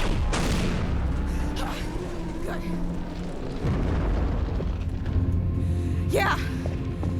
Okay. Stay down. Yeah, that's Merle. Okay. All right, yeah, it was just so much noise I couldn't fucking... That's Strider Canyon. Yep. Yep. That's totally Strider Canyon. That's what that is. That's pretty cool.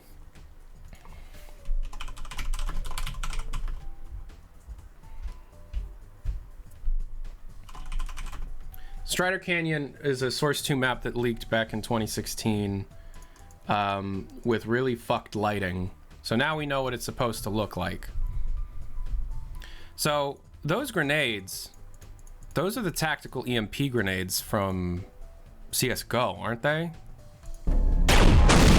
Like, that's a version of the co-op strike grenade, just recolored. Yeah. So this looks like a half photogrammetry Canyon, half Half-Life 2 assets. They recolored these EMP grenades and the early pistol, which, by the way, that's totally the energy pistol that she's using, which we have all of the Foley for. The energy, okay, so energy pistol could shoot grenades. Dope.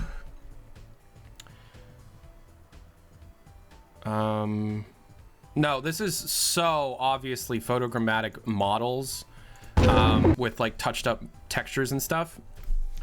So the three-legged Strider from Half-Life 2, which featured prominently in the shelved shooter VR prototype, would make an appearance in the VR game by setting the game slightly before the events of Half-Life 2.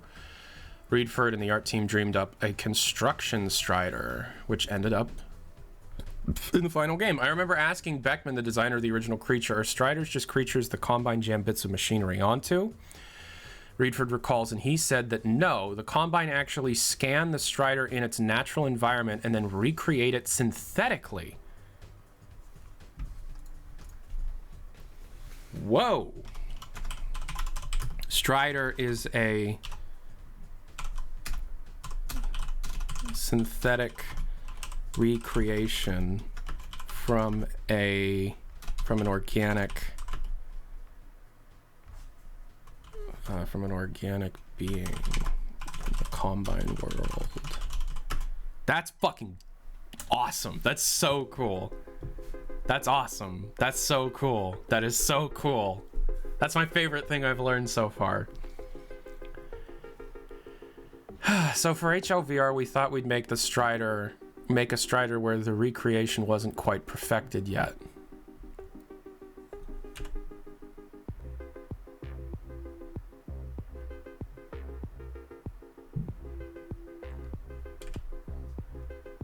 I'm into that. That's fucking awesome. Okay. I'll put that in the list here. I'm gonna call it the flatbed Strider. Has not been perfected yet, even though there is a Strider in Half-Life Alyx. So maybe like the construction Striders like were made previous and they're the result. Yeah, the literal beta Strider. Yeah.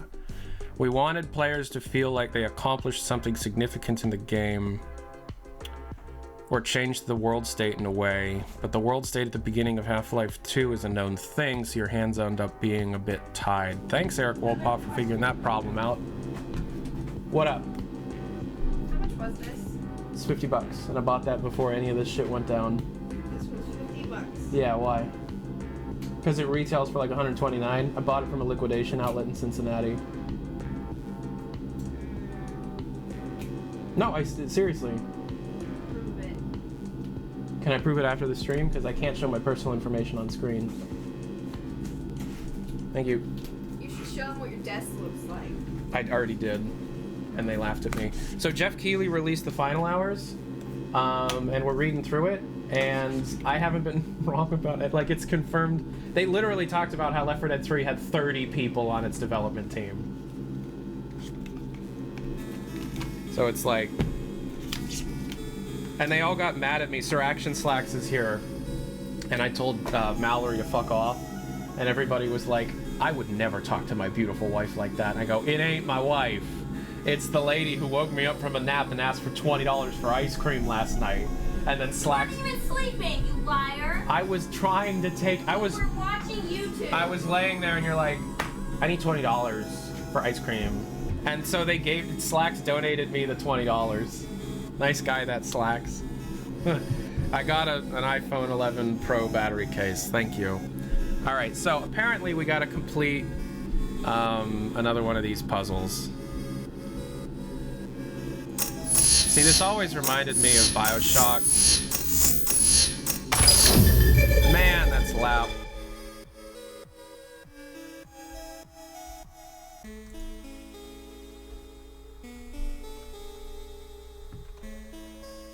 Fucking whoa. So this guy made it in. These other guys not fucking look at this guy, he's blind. That must be Jeff. All right, and then that's closer to what we got. Wow. Ah!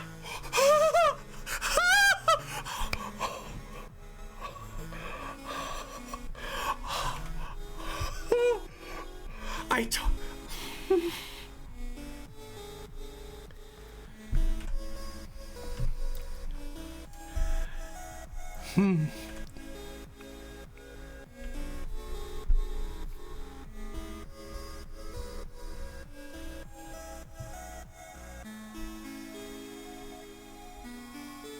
I'm gonna fucking cry. That's beautiful.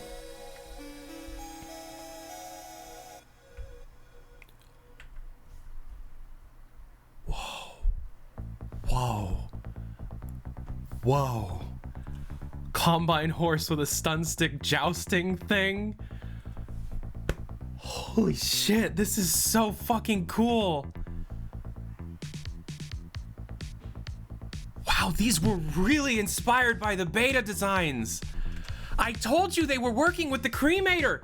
I told you that they had Half-Life 2 beta era stuff and they cut it and everybody was like, where's the cremator? Oh my god.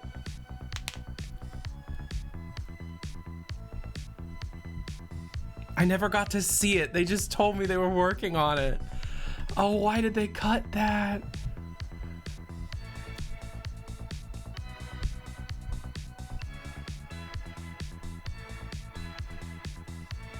Why did they cut that?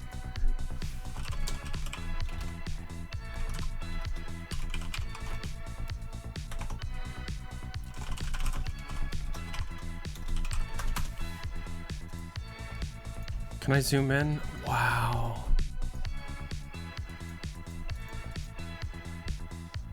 They're calling it the Vort Capture Unit. So the cremator at this point wasn't the same mechanically, or is this the Vort Capture Unit?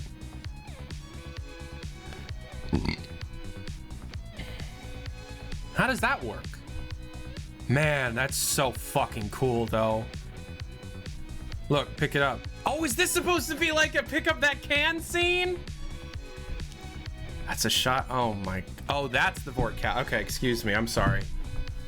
It literally says Vort Capture. I'm sorry. Yeah. Oh my. So, I'm getting goosebumps, man. I'm getting fucking goosebumps, man. That is so cool.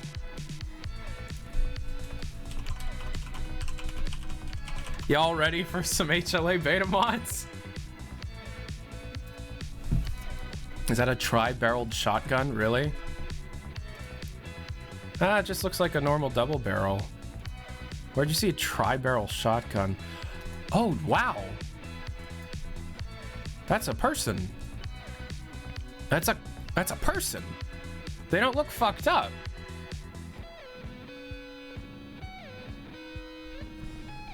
Okay, that's weird. All right, people are telling me it gets fucking crazier. All right, regardless of the plot, everyone knew one Half-Life character had to return, the G-Man Doi. One day at the office, suggested how to tie the G-Man into a prequel. What if somehow the G-Man is in trouble or prison or in the prequel? And what you have to do as the player is to Don't trust horses. Don't fucking trust them. I've been telling you not to trust horses.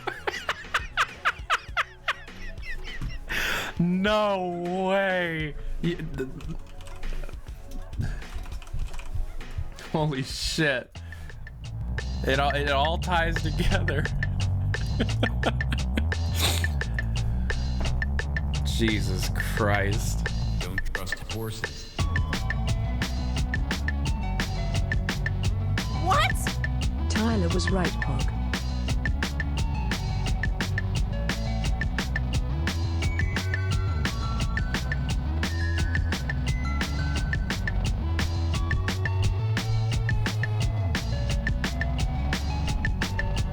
Don't trust horses. Don't trust horses. Don't trust horses. Don't trust horses. Don't trust horses. Don't trust horses. Don't trust horses. Don't trust horses. Don't trust horses. Don't trust horses. Don't trust horses. Don't trust horses. Don't trust horses.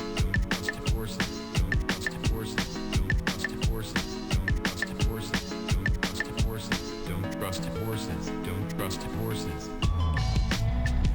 This was a good day. No writer officially was assigned to the project. So this would have been 2016. Yeah.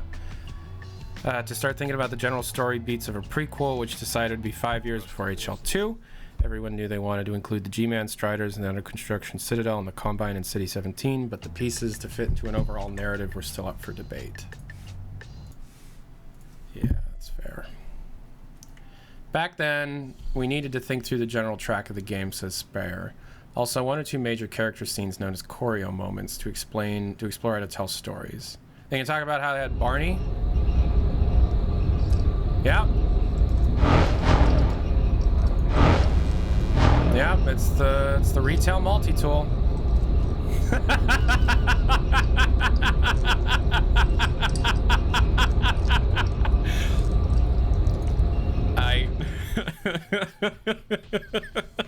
Past Half-Life games have started theoretical physicist Gordon Freeman.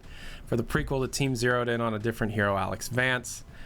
Multi-tool to explain VR gameplay and early concept work. The team dreamed up a manhack hacking game where Alyx would grab a Combine manhack drone out of the sky, hack it with her multi-tool, and throw it back at enemies.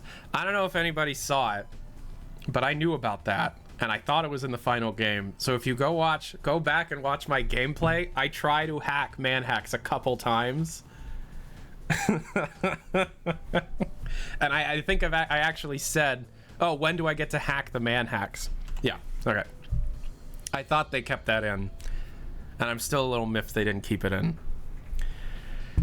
I love the idea of this ball you would throw. It would open up open up into a robot, remembers Tajiv. The man hacking never made it through the initial prototype stage. The spherical hacking concept shows up as the hacking puzzles that guard the game's supply lockers. Okay. Loud. Spare's story Cabal continued to sketch out a rough spine for the Tonica family! Wait, no, that's Laszlo. Wait.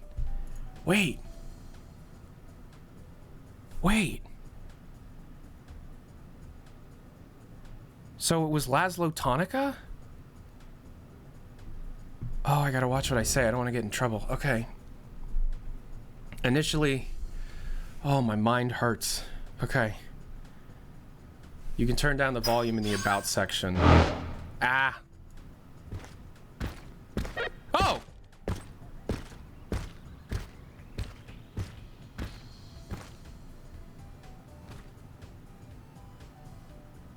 Hi, bud. Gonna go. You saw Alyx in Half-Life 2 episodes as a highly capable, resourceful post-apocalyptic hero, but you don't know how she got to develop those capabilities. HLVR Half-Life Alyx could tell the story in the first test on her own. Okay, I'm gonna say something that I might not, remember how there was a thing that happened and then I was told not to do the thing and now I really can't say things about it? I'm gonna have to think about it. Okay, initially the characters that would send Alyx on the test was a man named Laszlo. Die-hard fans, the finest mind of a generation, gets he was a friend to the family uncle guy who was a little kooky, gives her a gun and gives her permission to go in the C-17 quarantine zone because it's a message directed to her from her Vortigaunt that cut off from the Vortessence. Okay. Laszlo's original last name was Tonica. And that's all I'm gonna say. Tonica was part of a family. And, I'm gonna say that they modeled him. Click on him. Clicking. You said to click on it. Wait, click on Jeff? Click on the...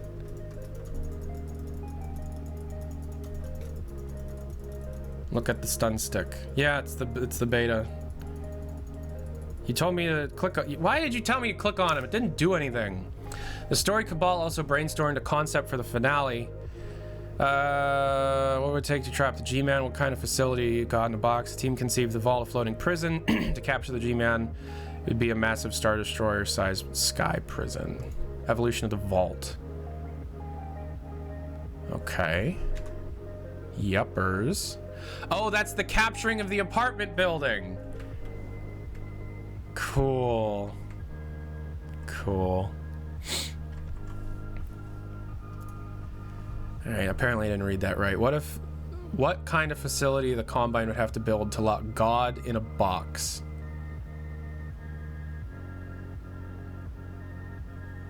A floating prison hoisted in the air because the G-Man's gravitational influence was too strong to have the facility on the ground. So G stands for God. G stands for God. Vault in the air because of God man's gravitational pull on Earth.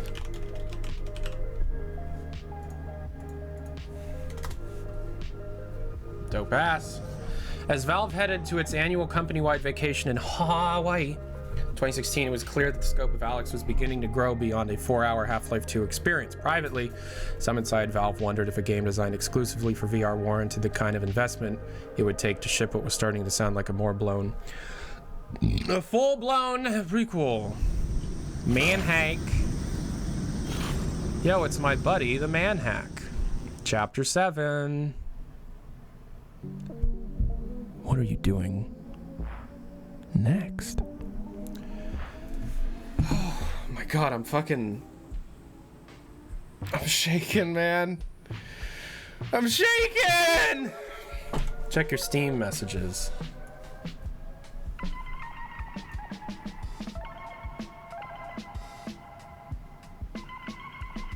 Oh, shit. Check your DMs.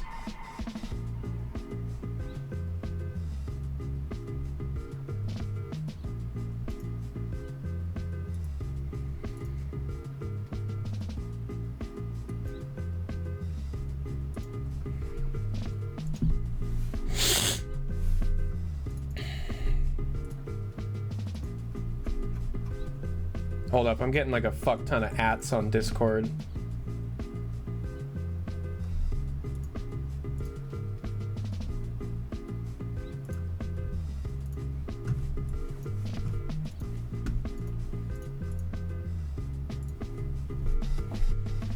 All right, looks like I found them. Exclusive on the Steam page. Here's the Half-Life Gold disc. Here's the Half-Life E3 build. Here's the Half-Life Alpha version from December 16th, 1997. Here's the Half-Life Alpha build from 10/25, 1997. Here's the Half-Life Day 1 beta. This was the Day 1 that they did before that. And let's see what the cost is. Oh, and then this is photos from Metal Gear Solid 2. Actually, look at this. This is kind of cool. It looks like these are shots from making Metal Gear Solid 2. Oh, anyways, I found something else in my pile. So there you go. There are the discs. You saw them. No, I'm not uploading them. And Fuck! Disc rot, Jeff!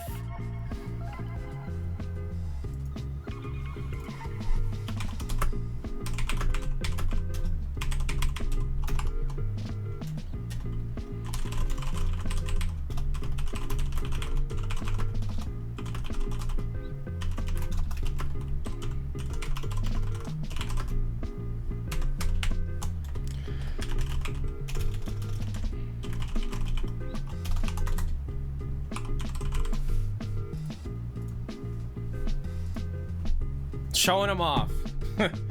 Yeah, all right. Anyways, here's the coronavirus cure. Here's the cancer cure. Yep. Here's the AIDS cure. Yep. Here's some people probably don't know this is unrelated, but the Beatles actually recorded another album before they broke up, but then didn't release it, and that's this. And here's, a lost chapter of the Bible where they explain how to solve racism. So there, you saw them. No, I'm not going to upload them.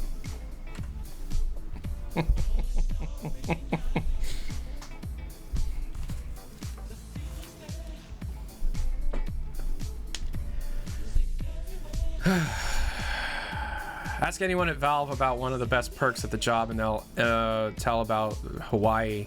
The Hawaii trip is a fucking trap. Jesus Christ, it's a trap. Alright, are there virtual... Okay, most of Valve's core game developers have grown in the era of first-person action. Initially, Valve hired hobbyist modders who built fast-paced WASD games.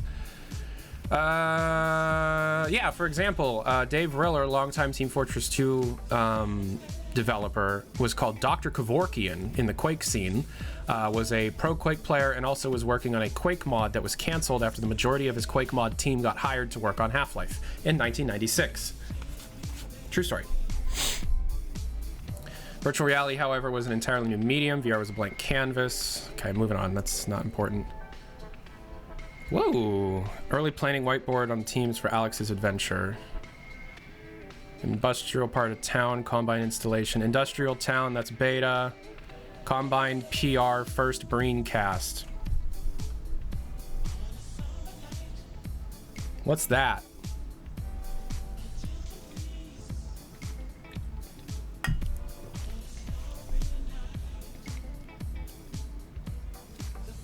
Time of day. Quarantine wall, hotel, city courtyard, caves, garage. Garage? Why? Zen Hotel? Objective? Vort encounter right here near the quarantine wall. Yeah. Nice. So yeah, and I've said this a couple times, that the general point A to point B was always the same from the beginning. It's the story set pieces that, like, the context for all of that changed. Antlion tunnels, that was replaced with the zoo. Dope ass though. As Robin Walker sat at the pool, maybe you could create the Doom of VR. You did. More problems that, well, I mean, you didn't, because you didn't really do anything. We'll not get into that right now. Valve was in a position to be like Nintendo. Yep. There were exciting problems to solve too. For instance, how would artificial intelligence work in virtual reality? When players can't sprint at 25 miles per hour in the first-person shooters, you have to create fair, intense firefights. What? Brian cast, that's a cool thing. I wonder what it looked like. Yeah, me too. The average player would start to feel fatigued in only 20-30 minutes. Wait. But in the early days of VR, you couldn't always jump higher or run faster. In fact, any sense of fast motion in first VR games tended to make players sick. The average player would start to feel fatigued after only 20 or 30 minutes in the headset, like... Boneworks, though.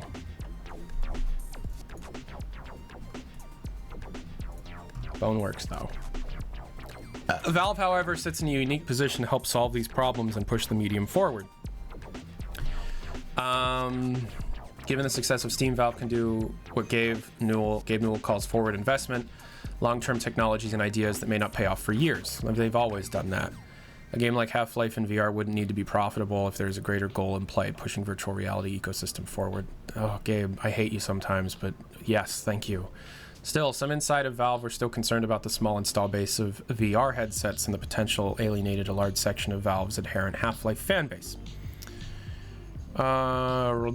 Coomer and Walker were adamant there had to be a Valve project shipped. During the Hawaii trip, they casually spent time polling employees on who would want to join the project. See, that is the point of the Hawaii trip. It's not to relax, it's to see who's problematic and to quiz people all the time.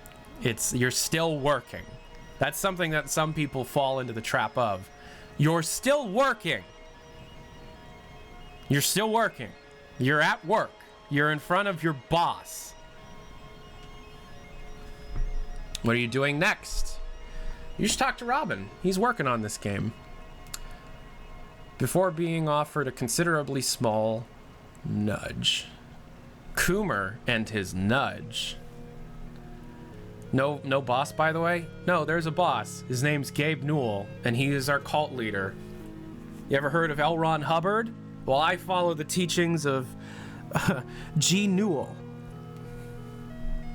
I forget Gabe Newell's middle name. Yeah. We're doing this VR game using a bunch of Half-Life 2 assets, and they kind of look goofy as hell right now. We're gonna need some sounds pretty soon. Early concept development for Half-Life Alyx. Ooh, the expanded early set pieces. Laundromat. Where's this? Oh, yeah. Hold on. You're taking images from the near final game and showing the concepts of them.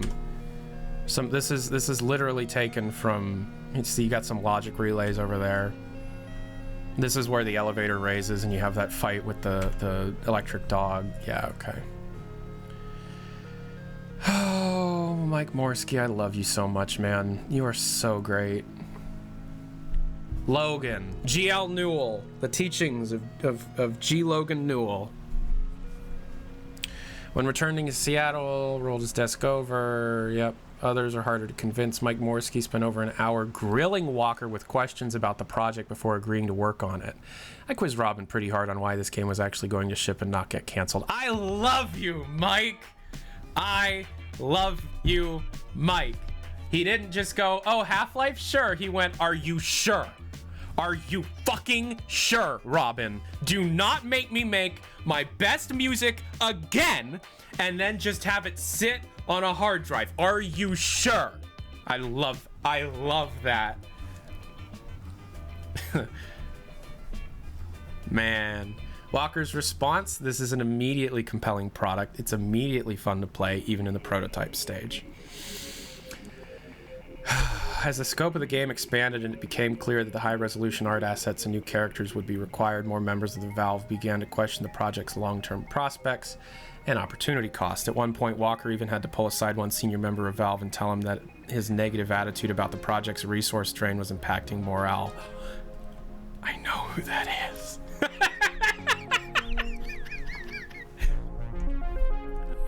I heard about that.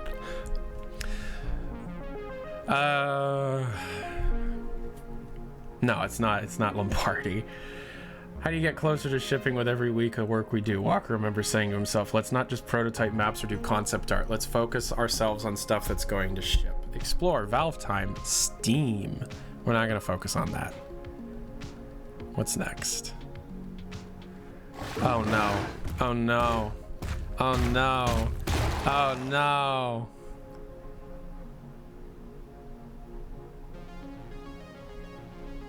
Sea otters and soapboxes.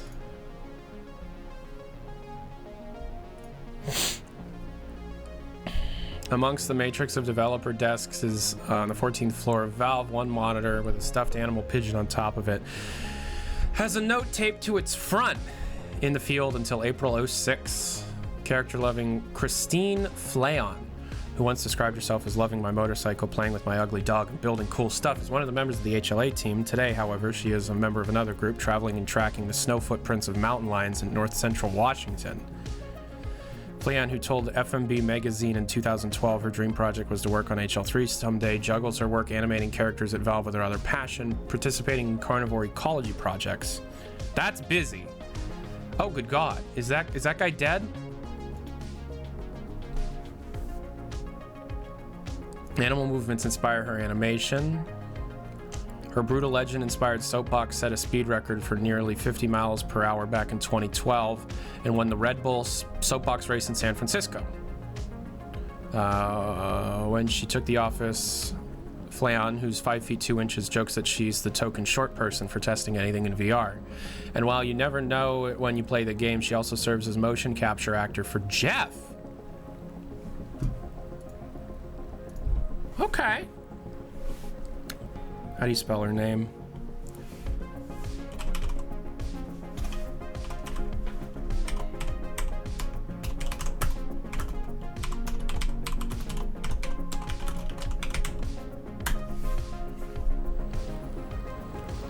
Man, I skip Jeff every time I play through HLA now, not because it's bad. It's the best part of the game, but because I have anxiety problems. And I just can't get myself to go through that whole set piece again.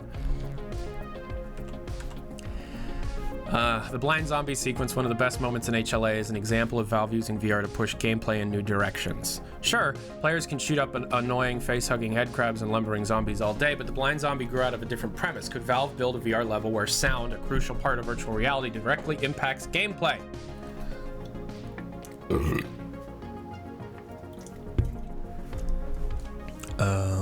Legendary Capcom artist Naru Omori, who joined Valve in 2015, started design tests for a creature with no eyesight. Omori began his career as a hairstylist in Shiseido beauty salon in Tokyo, but he eventually discovered that his artificial lung was irritated by the chemicals in hairspray. He soon reinvented himself as a concept artist for video games, going on to design classic characters for Resident Evil and Dead Rising. Good for you, brah. You seem like a cool dude. Omori's original concept art design depicted... Oh! We've seen some of this. We've seen most of this. This is the only new part. Oh, that's new. Look at that. Look at that old Jeff. Look at old Jeff. Fantastic experience in any VR demo. The creature would use its machine gun to fire in the direction of the sound. We thought the scenarios, like needing to shoot through a brick wall in an environment where the only way to do it was to get the creature to fire a gun at the wall, explained Scott Dalton, veteran Valve designer who studied the Japanese language and culture in college. Me too. Can't speak it. He argues that video games are part of Japanese culture, so he naturally did a lot of studying in the dorms. Oh, so you didn't, and you just played video games, Scott. Over time, the robotic zombie evolved.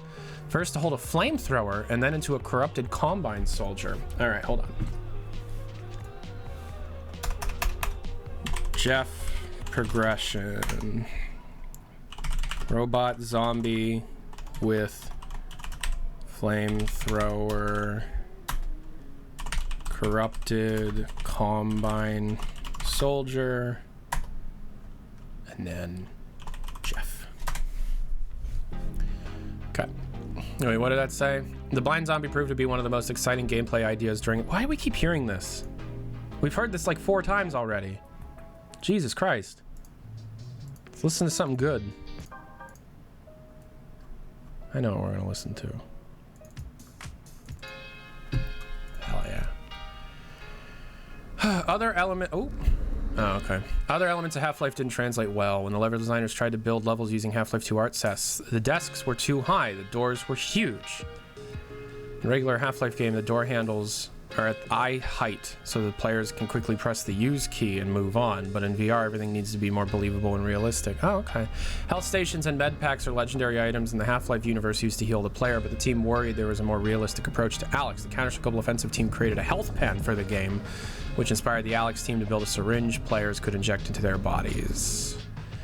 Oh, we got some antlions. Enemies from the traditional Half-Life game also needed to be translated into the new reality of VR.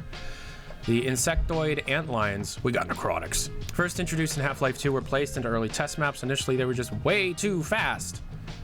Traditional action games, players jump, strafe, blah, blah, blah. The antlions ultimately stayed in the game, but the team added the ability to shoot their legs off and slow them down, which I fucking love, and they're not in the game enough. Another group at Valve, so-called the Choreo team, explored animated characters in the early days of Source 2. Matt Charlesworth and animator Paul Thoriot worked on a test for the animation featuring the infamous G-Man. The so-called Wake Up Mr. Gordon test wasn't designed for VR initially, but used for dialogue from Half-Life 2, but gave the team... You better fucking show that! Pull the health station. Okay.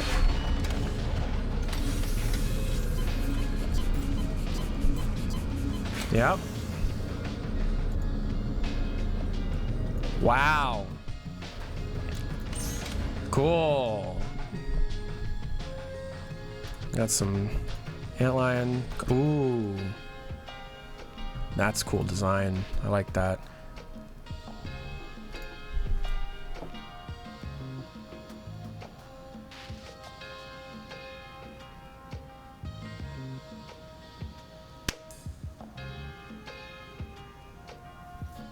Notice how he looks kind of cartoony and doesn't fit the art style of modern Half-Life Alyx?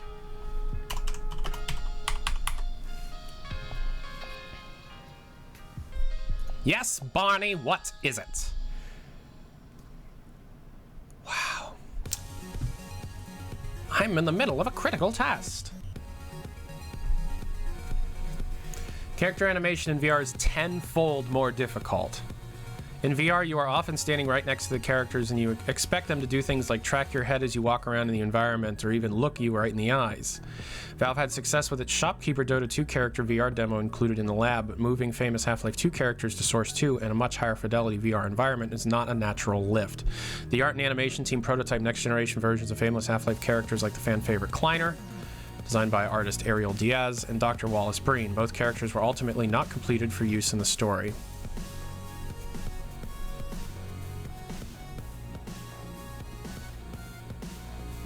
One set of characters that would return are the hunched, single-eyed, hive-minded Vortigons in the early test. In the story, Cabal imagined more dramatic meeting with the player and a Vortigaunt that had been forcibly severed from the Fortessence. The Lone Wolf Vort was a forced animation test done by Karen Prell, and animation would previously work with Jen Prenson. Yep, cool. Alright, what do I unlock with this one?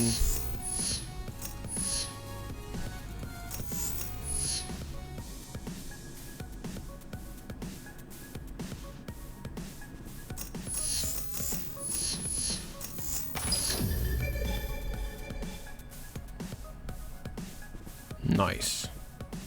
Ooh. Early that. Oh, that's it? God damn it.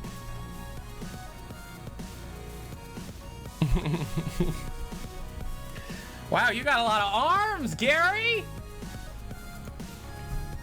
Yeah, the Source 2 muscle system. The test oh shit.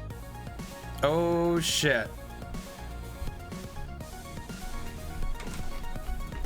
Y'all ready to hear some Merle?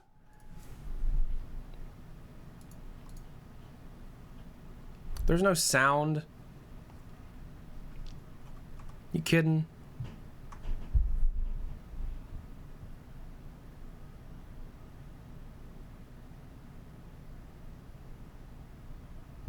Like I've said many times, the levels have stayed the same through most of development. It's the story that changed dramatically. Before the gravity gloves? No. It always took place after you went into the thing, so it's literally testing it, and they just didn't give the... Okay.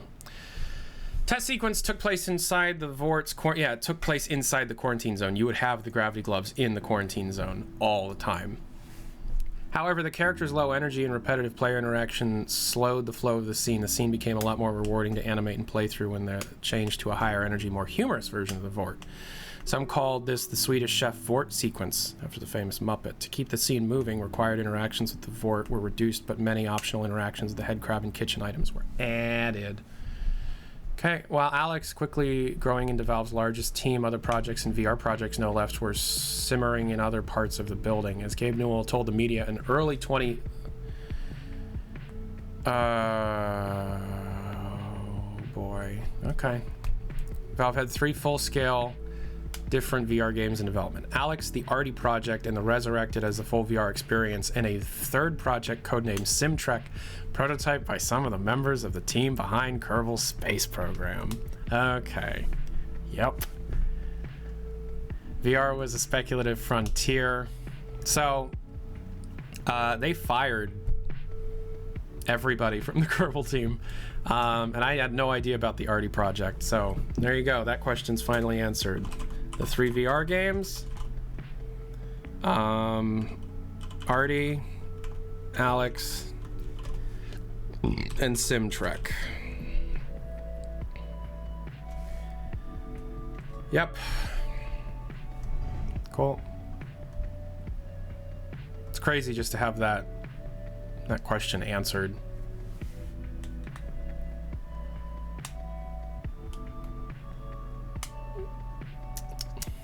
Valve's offices, hardware lab. Okay.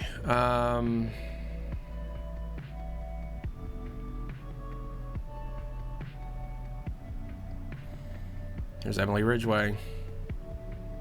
It's Carrie Davis. Gravity gloves. Buy it yourself, guys! Buy it yourself.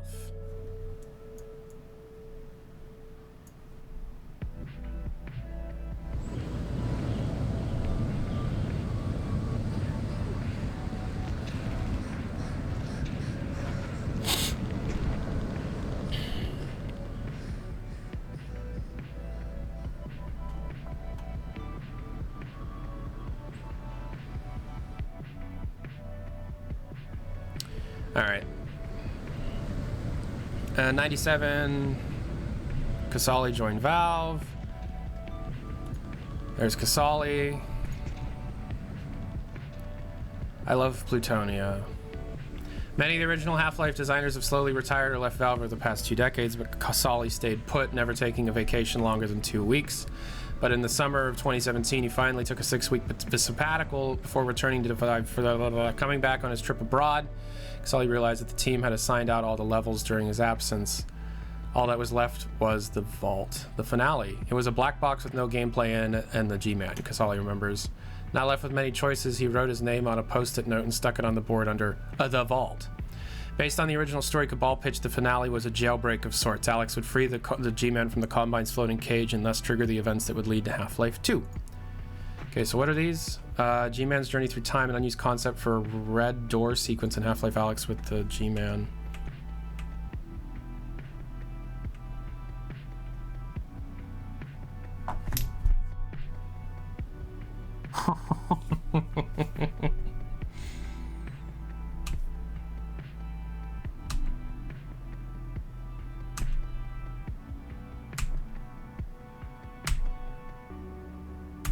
That would have been sick. That would have been sick.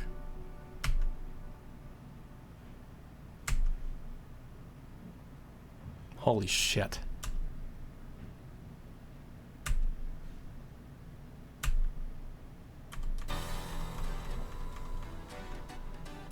Holy shit, though.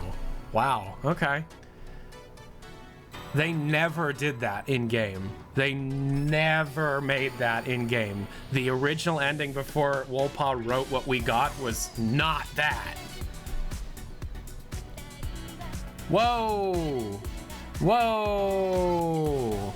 Whoa, okay, what's going on here? Much like the jumpy Zen alien at the end of Half-Life 1.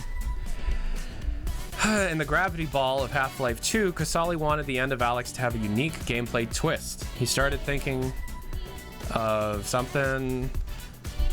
Perhaps the team could put together a surreal and abstract experience inspired by the G-Man's nebulous ways. What would it be like to play with the scale of the player's perception of geometry? Well, they did that. Initial concept art from Jim Murray called the ghostly sounds of past Half-Life events to play out in a time warp of sorts. Upon his release, the G-Man would lead Alyx through a series of red doors to revisit famous locations from previous and future Half-Life games.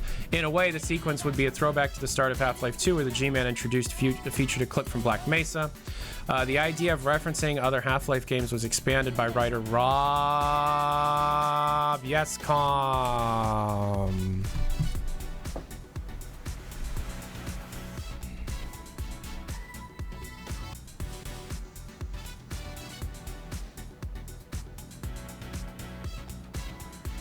No, I'm gonna read it. I'm gonna read it. Did I probably never publicly talked about it because I never wanted to call the guy out.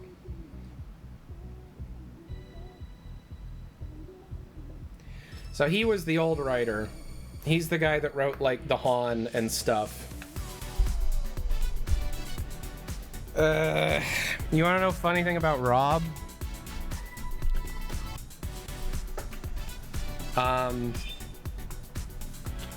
He announced that he got hired in early 2017. I followed him on Twitter when he announced that. And he then DMs me saying, "Hey, I'm a big fan. I don't think I would have gotten hired if I didn't binge your videos before my interview."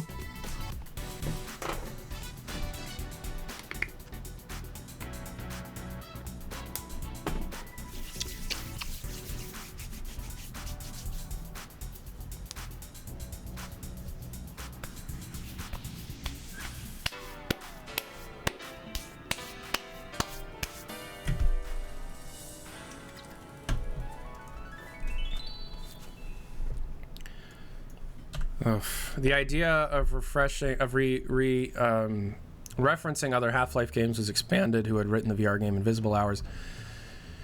Yescom, who worked on Alyx in 2017-2018, come up with some fucking bonkers ideas. Upon freeing the G-Man, Alyx and the G-Man would travel back to the Black Mesa research facility, the site of Half-Life, for an Avengers Endgame-style twist. Standing in the anomalous materials lab at Black Mesa, Vance would step in to stop Gordon from pushing the Zen crystal into the anti-mass spectrometer, thus preventing the resonance cascade. Yep. The game was set after the 7 Hours War. The overall tone of Yescom's initial narrative was darker and more somber than previous Half-Life games. Initial levered featured Vorts being rounded up by Combine soldiers and prodded. Yeah, nervously shuddered in food ration lines and particularly squat. Yep. Gone were the bumbling scientists of Black Mesa and their planes were Combine henchmen who ruled over the destitute streets of City 17. Yep. Oh man, this is gonna... I thought this was gonna completely negate all of the shit I was working on. Absolutely not. Because I'm seeing just how far they're going into this. And, yeah, there's still... Ooh, there's still... That looks like a penis. There's still a lot of room for me to fill in some of these blanks. Hello, Combine boy. Combine used familiar figure to face the human acquiesce. Eli Vance, Alice's father. In early passages of the script, Eli, captured by the Combine, was forced to read propaganda video. Was forced to read propaganda videos to protect his daughter. His captor was Han, a mysterious female agitator whose brain had been sucked out and replaced by the Combine. One of the proposed sequences, Han even tortured Eli after being pushed back against recording yet another propaganda video. Okay, so Han is one person that leads the Combine Agitator. It's the Shadow Scientist lady. Okay. All right, thank you for yep. Han is person who leads sympathizers and Combine workers. I knew about the Eli propaganda. I've seen some of it. Han is Shadow Scientist lady. Oh, my view count is not fully on screen. That's because haven't had quad number viewers in a while, so I haven't angled it. Nice. Nice. Just watched the vid from last night. Fuck D. yeah. Thanks, Bush. What's up? I have a job for you already. In a proposed sequence, Han even tortured Eli after he pushed back against the recording of yet another propaganda video. Wasn't proposed, it was animated. Alyx and Eli were conflicted with each other from the start of the game. She hated seeing her dad given to the Combine overlords on her behalf, even though he would, of course, do anything to protect his little girl. Eventually, Alyx would sneak out of the house they were sequestered in to meet up with Yosef, a Swedish punk rocker of an uncle who helped her free her father from the Combine's interdimensional clutch. Yosef was an evolution of the Laszlo character first proposed by the story cabal. Yep. There's the Shadow Scientist lady. There she is. Alyx ventured forth into City 17. A certain NPC characters would present business cards they received from the present business cards they received from the G-Man. I didn't know about this.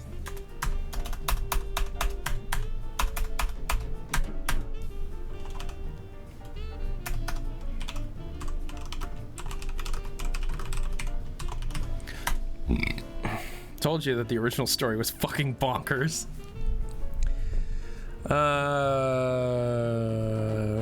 We wanted to build the mythology of how the G-Man exacts his influence. If he gives you a card, you read it. I wanted to draw a comparison between the cue cards the Combine made Eli and their propaganda and sort of cosmic cue cards the G-Man made people perform.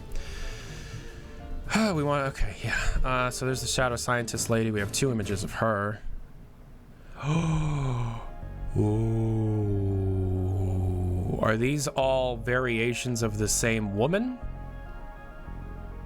Oh, these are all just different versions of her, and they picked the business lady one. Combine Karen. Ultimately, when players made it to the vault and released the G-Man, he would present Alyx with the card too. She would read it, one of the few lines of dialogue for Alyx in the game. Half-Life's protagonist scoring. Okay.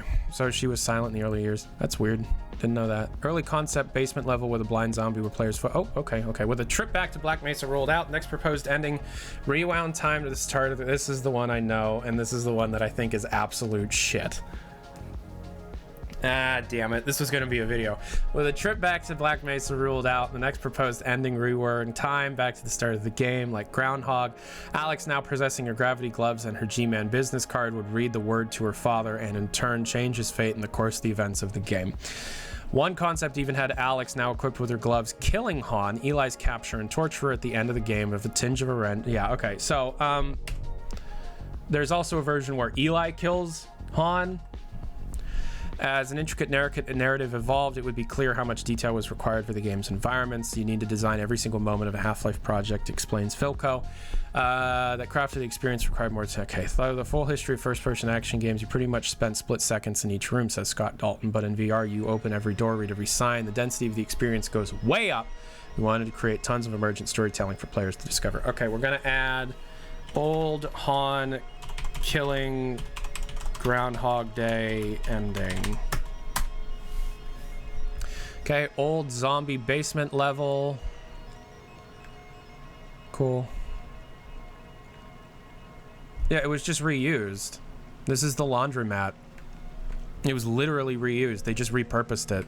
Nice. Like this no, which one? This one should give it away that they literally reused everything. This was originally supposed to be for Jeff, okay? It turned into the first interaction with the dog, the electric dog head crab thing.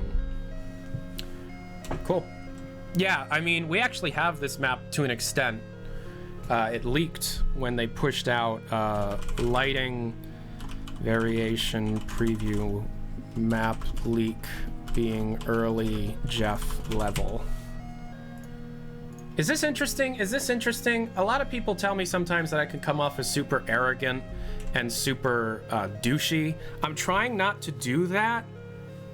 Am I?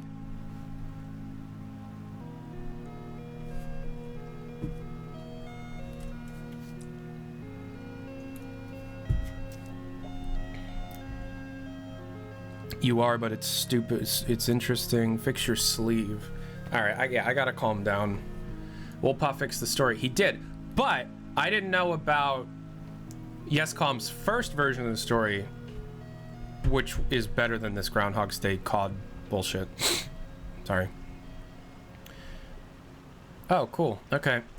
One part of the storytelling went through growing pains was the blind zombie level. Conceptually, the team knew the idea was a slam dunk, yet the practice of implementing a new type of artificial intelligence was challenging. It was interesting problem set contrary to every other combat scenario in the game, says Charlie Brown. He's from like the 90s.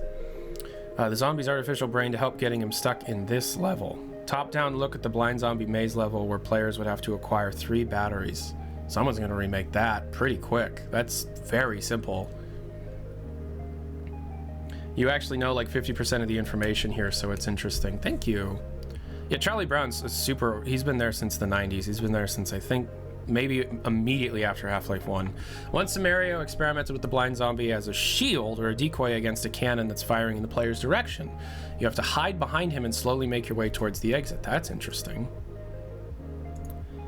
Oh, damn. There's the old blind zombie. There's the... Wow.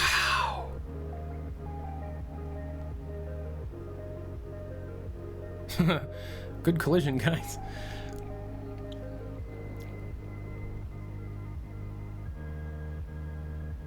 I want to see his model. Let me see his model. Man. It's so funny because, like, Valve knows that people recreate this stuff.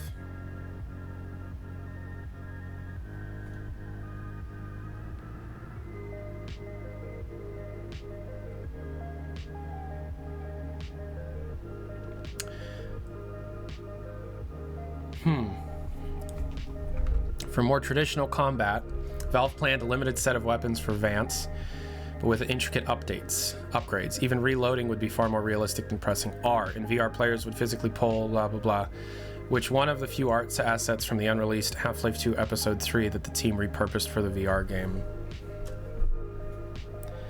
We don't have this version of the shotgun model really. Notice how there's like a side load thing over here.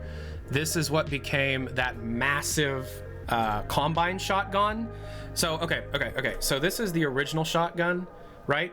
And all the upgrades that would go on that, like the ricochet thing, the hopper grenade thing, a bunch of other things. The fully upgraded version of this was just kind of turned into one model and given to the shotgun or combine. Nice.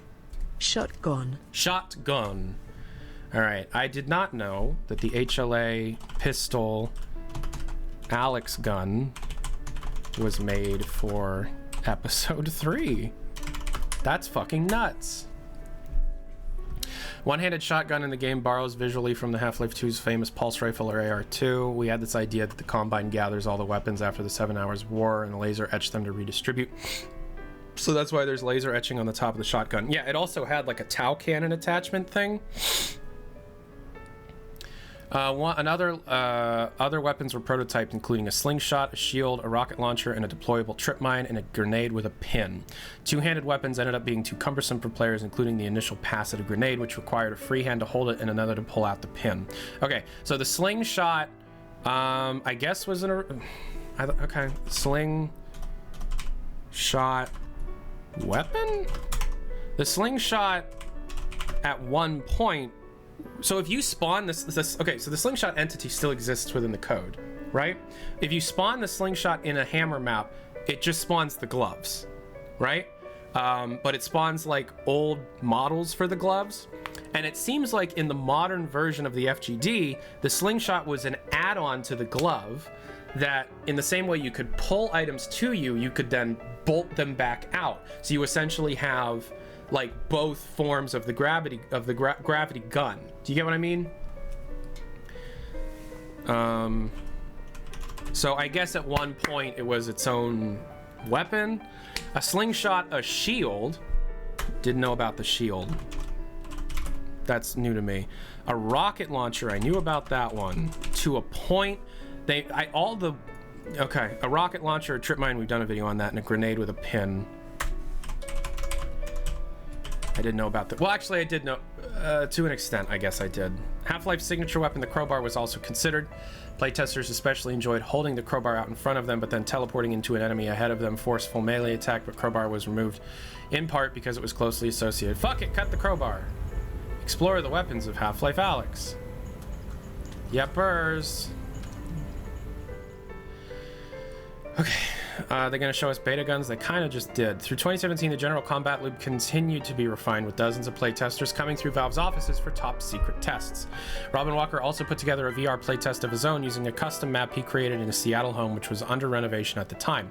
Here, just show you what the place is going to look. Walker told a contractor one day at his house. The building on top of the VR headset, he found himself standing on the rooftop of his remodeled house. He marveled at how great everything looked in 3D. Yeah, I think it's going to look pretty good. Actually, you can just press that red button over there. The building walked over to a VR space, put down on the button, wondering to turn the lights on. Suddenly, Half-Life zombies began spawning in the yard, suddenly slowly making them across the garden and into the house. Okay. Smell the ashes. How far are we through this? Damn, this is long. Okay. Ask anyone at Valve the secret to a great game, and they'll inevitably reply with 2 words: playtesting and iteration. There's a reason why Valve says on its website, we believe that all game designers are, in a sense, experimental psychologists. It's the end of July 2018, and today at a group of external testers is secretly playing through the latest build of Half-Life Alyx. The irony is not lost on us that the most secretive thing at Valve is located right behind the reception desk, says Valve. One playtester starts to explore City 17. A team of designers carefully watches.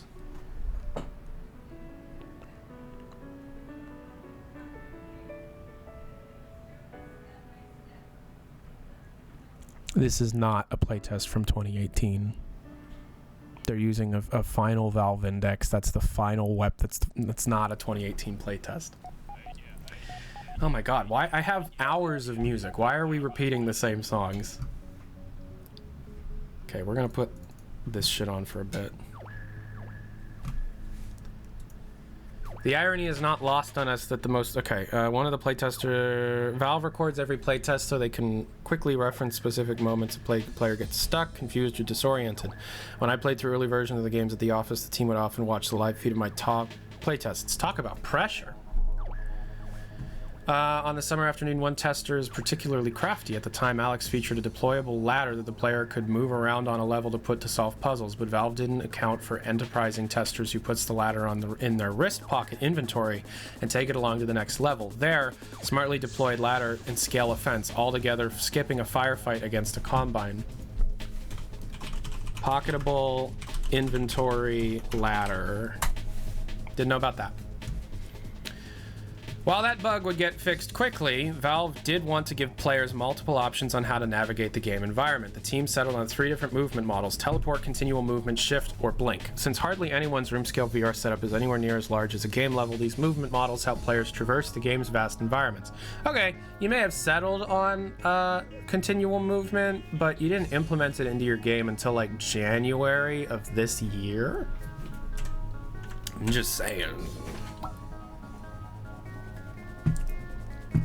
Outside the playtest areas, the development office organized into 3 large interdisciplinary cabals. The mishmash program, blah, blah, blah, blah, blah. Task board. All right. Adrian, working on that blind zombie. Tom Bowie, main menu UI. Do we have a date for this? Uh-oh. Uh-oh. Look whose name is on this board. Uh-oh. Look whose name is on this board.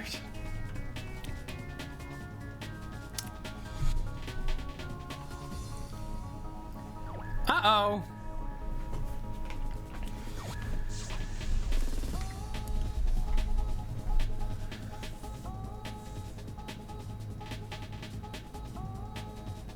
Okay.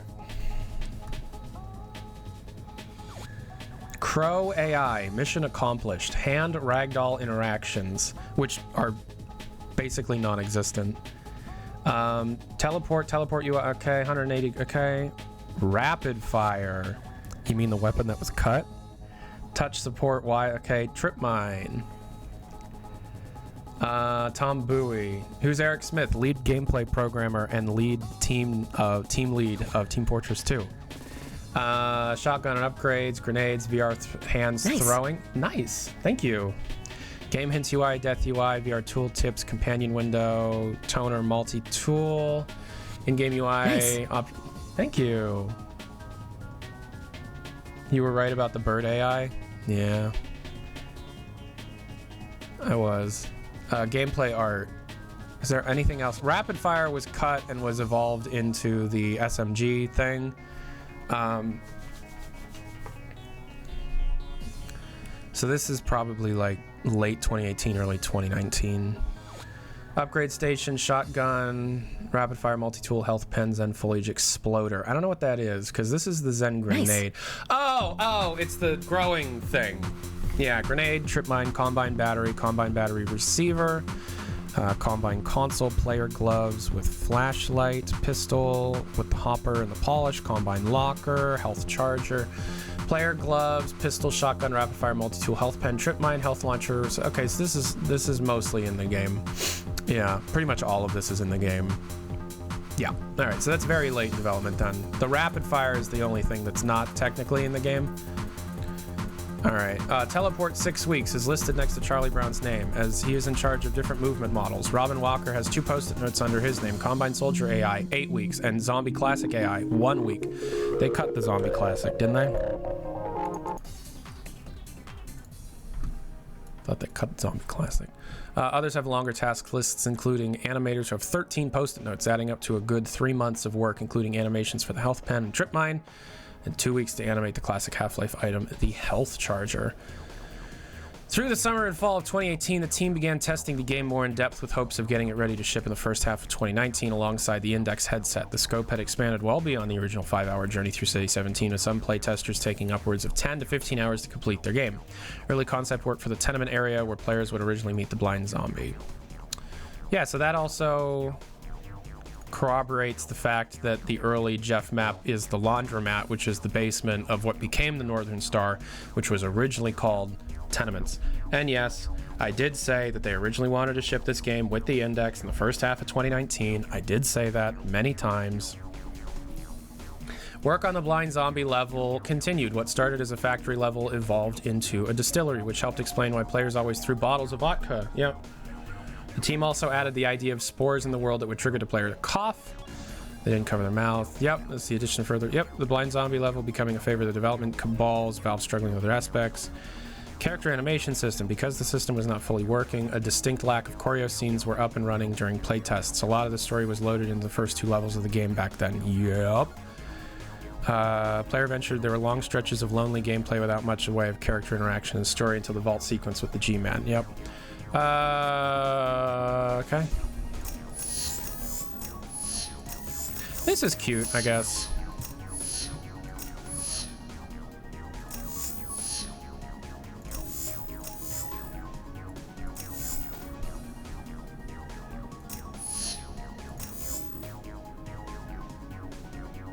Wait. Okay.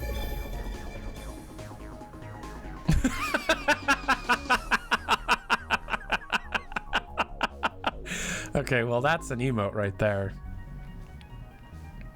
That's an emote. Someone make this an emote, please. Oh, it's Call. It's the fast head crab zombie. A lot of this stuff did not make it into the game. Some Left 4 Dead witch. It's a witch hands. And there it is. Damn. That's Yabba my icing. That's gonna be the Yabba. That's Yabba. That is the emote Yabba. Oh, what's this? Oh, the muscular system. There's actually videos of that online already. In late 2018, the team prepared for the biggest playtest yet, letting the entire company experience the game. Held over the holiday season of 2018, the playtest let every employee take hold of the in-development Index. Initially, there were some doubters I think people okay. Yeah, well, at this point, this is before Eric came back and they really rethought most of the story. Oh, are they going to talk about how the story kind of sucked? There was, however, one aspect of the game that became a severe red flag. The story. Narrative has always been one of Valve's greatest strengths, especially with Half-Life games. Yet, internal playtesters scored the story of Half-Life Alyx at the lowest level of any game in Valve history. Show the video? Okay. This is on Twitter. You could see this on Twitter. I guess this is a higher res version of it. Nice. Thanks for the subscribe. Remember, exclamation point, donate in the chat. Oh, excuse me.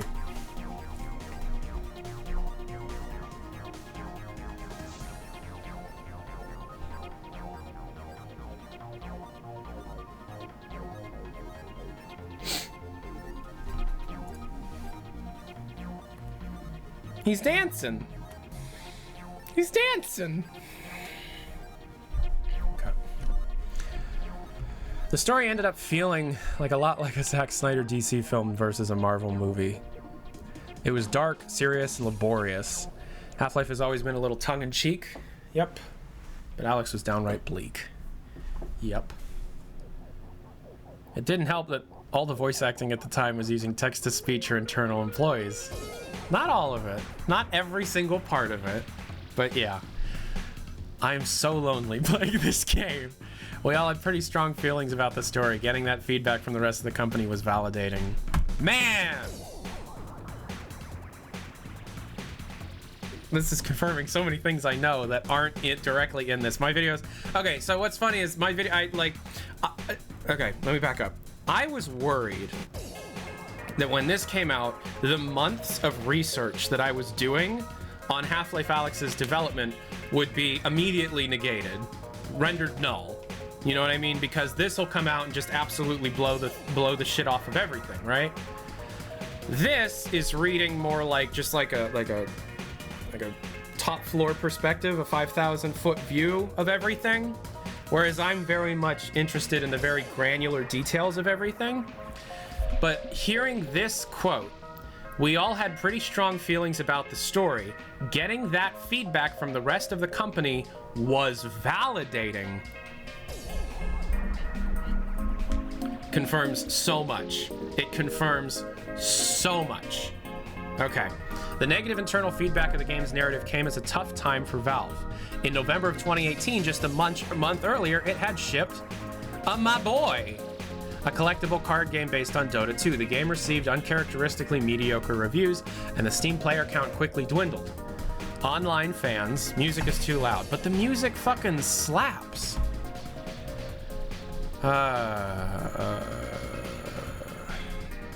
Was Half-Life Alyx about to become another disappointment? After nearly 3 years of work, would Valve go so far as to cancel the still unannounced game, throwing it in stasis as G-Man did to Gordon at the end of Half-Life? Everyone knew that a new Half-Life game couldn't just be functional, it needed to be excellent across all dimensions, especially narrative. Hi, Corey Peters. It's hard to feel confident about where the game was headed after the company-wide playtest results. To be fair, previous Half-Life games haven't been without huge twists or nudges needed through their development, as the G-Man would put it. The original Half-Life was almost completely rebooted a year before release, and Half-Life 2 team canceled the game's E3 reveal just weeks before the event because Gabe Newell didn't feel the demo was good enough. That's the 2002 E3, not the 2003 E3. Still, Valve had never been this close to finishing a game and seen such a tepid response to a core pillar. The team returned to the game from the 2018 holiday break, and there was a sudden air of uncertainty around Valve's triumphant return to immersive single-player games. Oh, man.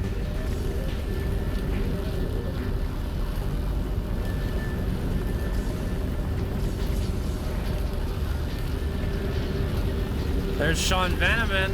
Where's my boy Eric? Where's Eric? Okay. Couple things.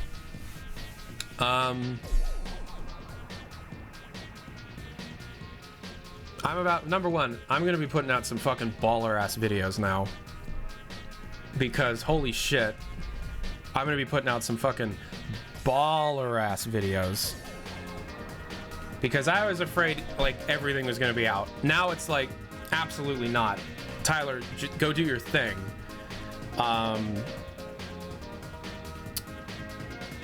Second of all, I think we're going to be streaming through Half-Life Alyx again, like, this week. Whole thing. Like last time, but I won't be performing. I'll just be experiencing the game. And we're going to play through it all the way on hard. Nice. 9 months and final hours. And more info from Tyler. Red letter day. Oh, yeah, we'll do the gnome achievement on hard. Yeah.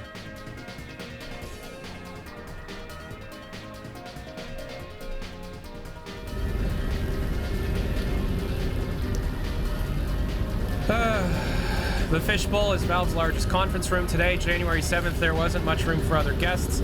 Walker and Coomer have... they're discussing standing in front of the 80-person strong group. Walker realizes how the project has grown from its roots as a 4-person prototype in 2016. Alyx is now the largest team in the history of Valve. A risky proposition for a VR-only game that I know it's loud. I know it's loud. I know. Addressing the room, okay, Walker says the playtest has been incredible overall. The sense of immersion in City 17 is off the charts. But there are problems, he said. Namely, the story and narrative just aren't working, and the company-wide playtest confirmed as much. We're going to ask 3 guys to figure it out. And he gestures over to writers Eric Wolpa and Jay Pinkerton. Okay, guys, here's... All right, welcome back, everybody. I hope you all had a great holiday with your family. We're just gonna talk about a bit of our playtests. They went very well. Everybody thinks the level of immersion is off the charts with the City 17. The weapon interactions are amazing. However, one aspect that seems to stick out a bit in the playtests is the story. Rob Yescom, we're going to have to ask you to pack up your desk. The story you're writing is bonkers and way too depressing. Get out of here. All right, so instead of Rob, here's the guys that quit because we couldn't ship a game. They joined back because we're about to ship a game. Ladies and gentlemen, Eric Wolpa and Jay Pinkerton. Oh, thank God! Oh, thank God! Oh, thank God!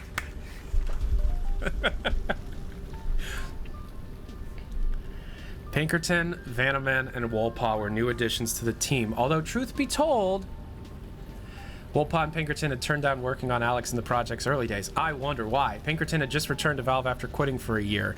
I asked Gabe for my job back, and he said okay because he's just that kind of guy. Wolpa had also just returned to Valve on a contract basis, working from Cleveland in between stints of working at his niece's juice shop. Vanaman, for his part, had been focused on Camposanto's next game in the Valley of Gods, which had been put on hold in late 2019. Privately, Pinkerton, Vanaman, and Wolpa knew that figuring it out was a polite way of putting... What? Wood for Pinkerton and Wolpa. Yep.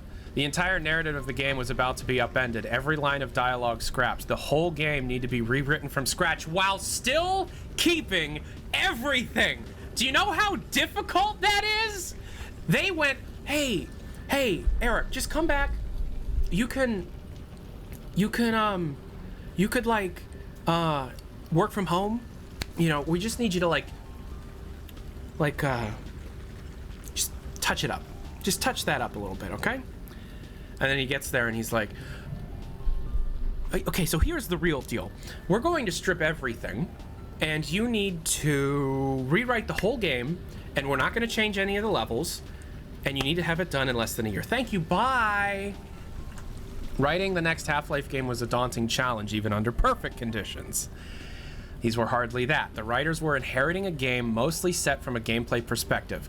Somehow, they had to figure out how to alter the game's main plot, characters, and dialogue in a matter of weeks. Jesus Christ.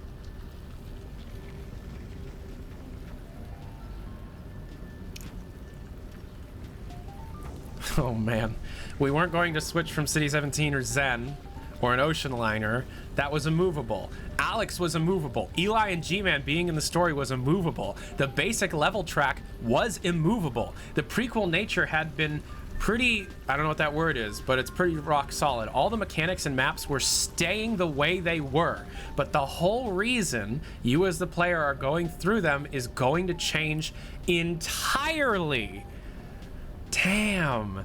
Oh yeah, and the game's supposed to ship in 6 months.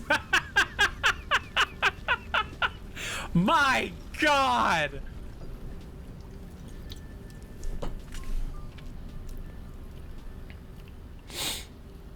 That's where Russell came from.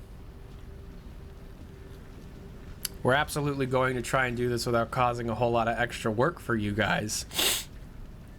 What I respect about Valve is they have the ability as a team to say, maybe we need to take a second look at this and have the confidence in the team to fix it. As the writers started to dig into the project, they knew it had to begin with Alyx in City 17 and end with the dramatic prison break of the G-Man from the Combine Vault. And because it was a prequel to Half-Life 2, there was, as the writers put it, the prequel problem. One new character, Larry, who's in the game for 5 minutes. There's a small world of characters already in Half-Life, you know, where they end up in Half-Life 2. No one's going to die, no one's going to lose limbs. How do you create tension of any kind? Russell. Old Russell, too. More Yosef looking Russell.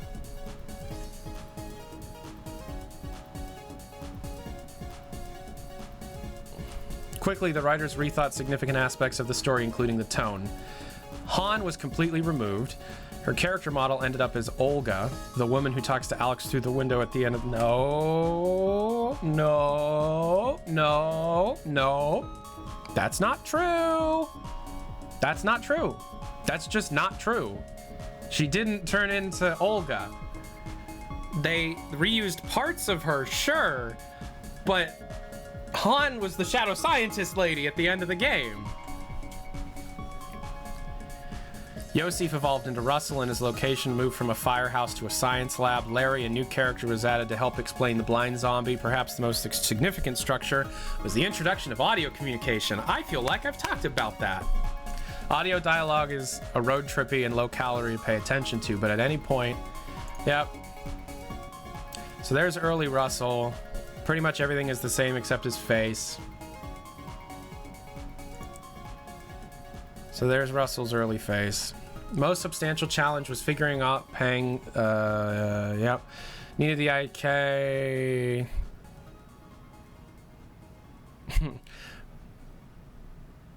What if instead of going back in time, G-Man took you to the end of episode 2 and saved Eli's life? Murray lobbied at Wolpaw. That's ridiculous. We can't do that.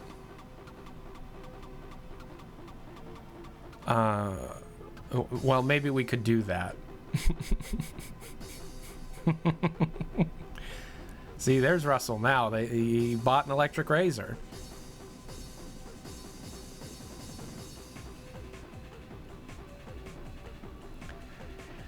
Back in the writer's room, the four men, the potential plot elements with the track of the game set, the team had to craft moments. Keep in mind, this is a room with 80 people, many of whom worked on the original 2 Half-Life games, and the 3 of us didn't. We're about to pitch a retcon to the thing that made 10 years ago. Yes, it stressed us out. In the old story, fans got to take a lot of the toys out of the box, play with them, but then you just put them back in the box and nothing changes. We have a very crisp problem set before us. We have this prequel problem. We have not impacting the story of the Half-Life problem. We have this G-Man at the end of the game thing we can't move. Check the character list.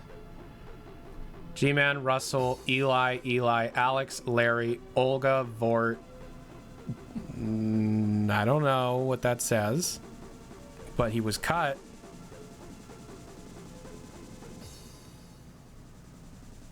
What does this say? Rune? But there's something erased here. Rune. Rune.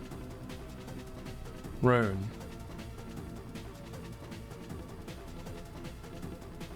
Rune. That's probably Gordon. Yeah, it's probably Gordon. Citizen male, citizen female. Zombie Vera. BIC. Hazmat worker. Zombie. Oh, these are zombie variations. I don't know what BIC is. This isn't Adrian. Don't do that. Blind zombie, Metro Cop. Okay, so they cut a lot of the Combine people at this point. The writers propose a solution, jumping the owns. Okay, this idea is going to solve all three of these problems in a very elegant, very producible way of given our constraints. So that's option A. And if you guys don't like it, we're totally ready to hear your option B. Most of the larger team are revealed to hear a big, bold idea that excited Pinkerton, Vanaman, Rotkin, and Wolpaw had managed to add to the element of levity, or a fun pass as Animator called it, to offset the game's horror elements. There was one roadblock though. This guy, Gray's dad.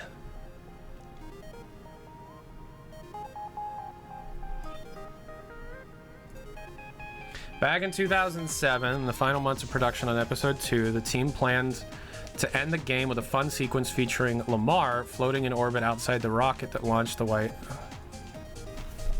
I didn't know that.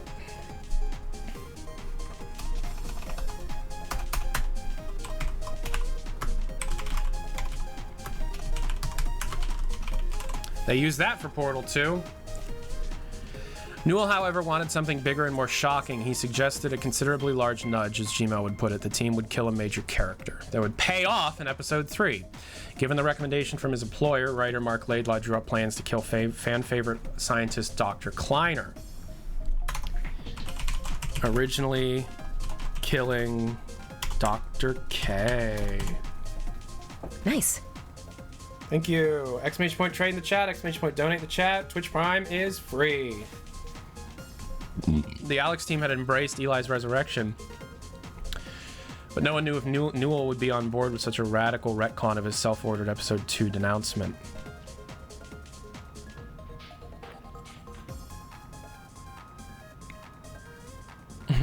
Newell listens and delivers his verdict. Nice. Eli Vance can live.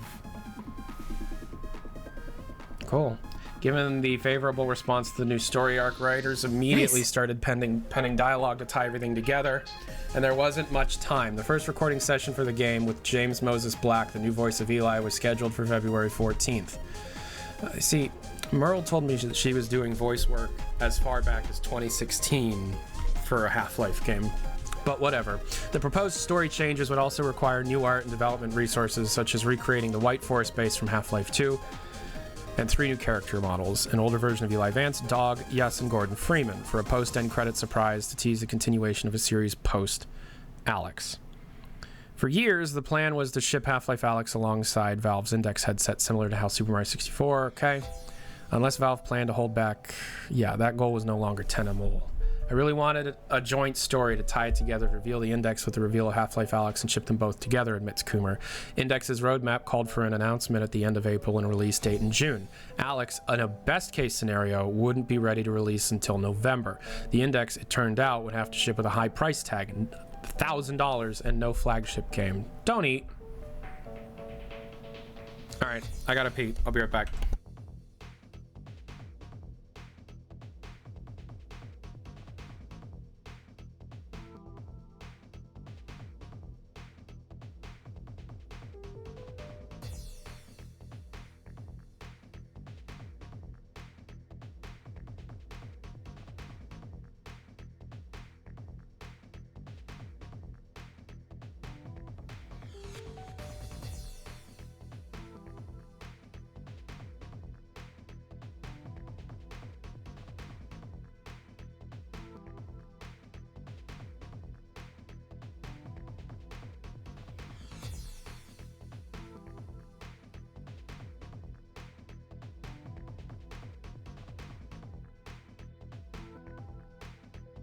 Nice.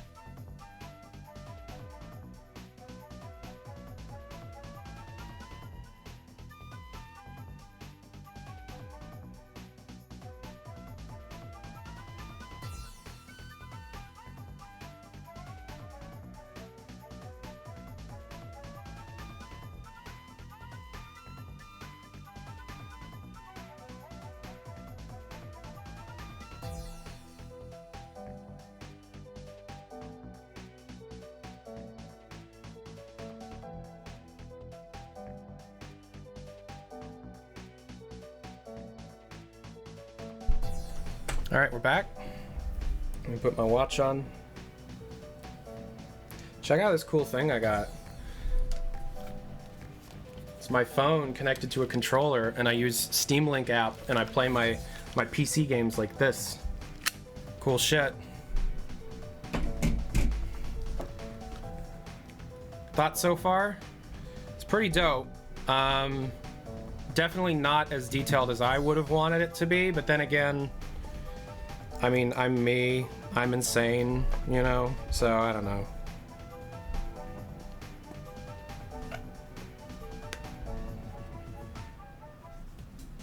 Nice. Nice. Is Valve's non-hierarchical structure poopy or good? It can be both poopy and good. If you didn't have it, you wouldn't have Half-Life Alyx, but... Finally, I got one of those smart battery cases for my phone. I use my phone so much for work that it needs extra battery life, so there you go. Alright. Let's keep going. G-Man's really having a bad day. 13-year wait. What? Oh, okay, we're talking about Shapiro. Fat men in skirts?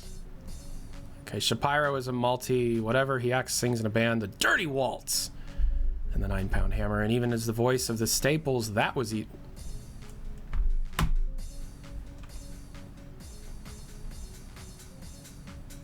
He's the That Was Easy guy?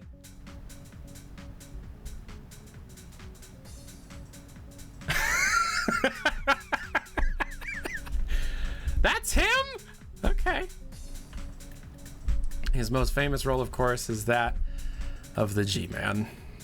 He's such a nice guy. If you think I haven't thought about G-Man at age 14, oh, I have. He's, how should I say, a saturated character with an anachronistic name. And the man is not his last name. Did you have a happy childhood? This is not important. Read it yourself. Nearly 12 years after his last performance of G-Man in episode 2, the writers at Valve quietly wondered if Shapiro would even remember the character's voice. We heard rumors that it takes like an hour to warm up and get fully into character, said Venoman, who can't believe he was writing G-Man dialogue in 2019.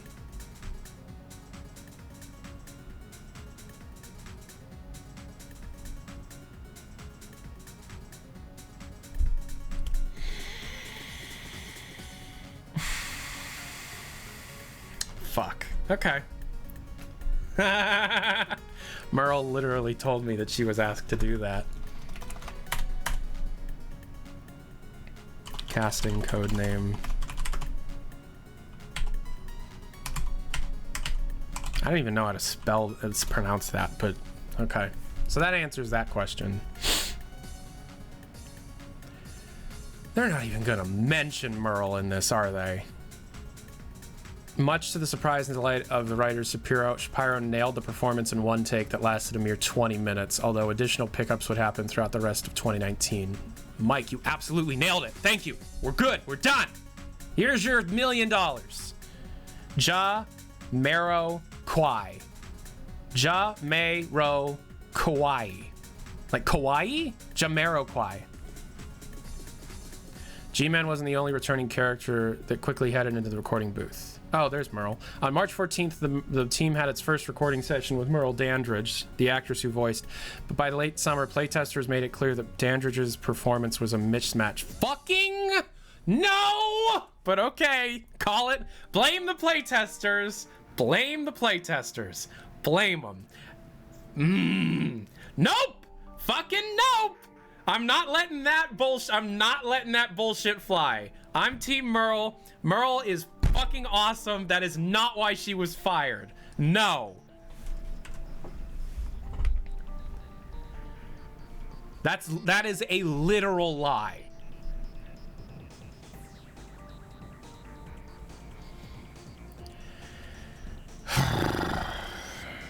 The team recast the role in September of 2019. First generation Nigerian actress best known for her roles in the Hulu show Marvel's Runaways. She's, since the game was in VR, I had to make sure Alyx never came across as annoyed. For Russell, the team reached out for Flight of the Conchords star Rhys Darby. Darby accepted the role and instantly added much-needed comedic repartee, similar to how Stephen Merchant brought his own style of Wheatley into Portal 2. The back and forth between Russell and Alyx also added a significant amount of dialogue to the script. Half-Life 1 script was 18 pages, the sequel is 128 pages, Alyx's script ending up being 280 pages. We're not doing this right now. Alongside the mainline actors, the sound design of the team had to cast very different head crowd to create the sound. Roland Shaw mixed together the original Half-Life sound effects with vocal performances from an actor. Okay. You could just, yeah, you do that in game. The audio engineers, including Emily Ridgway. No, yeah, I have no problem with this actor. She did an amazing job. But Merle being canned because of playtesting is not the whole story. But okay.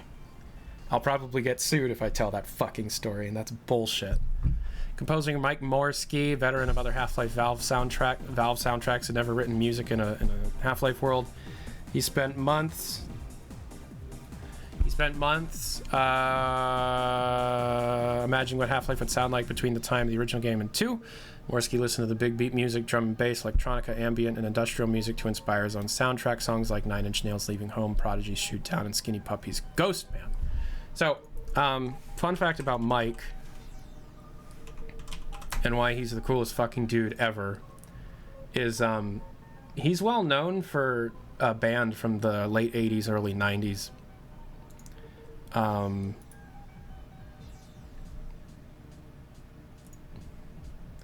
There's a band called Steel Pole Bathtub on a record label called Boner Records. I'm not joking. Boner Records. An independent record label from the late 80s, early 90s. And Mike sang.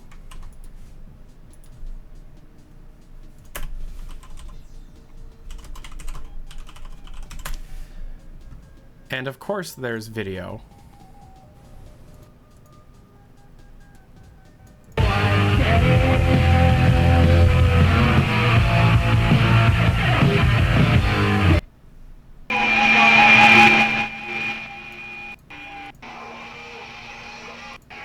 There's Mike.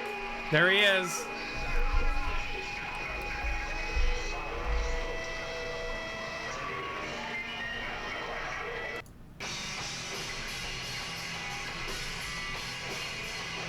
That's our guy right there.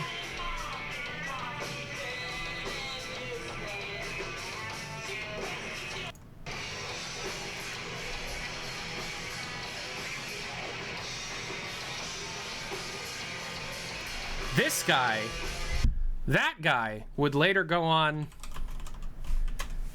to write this.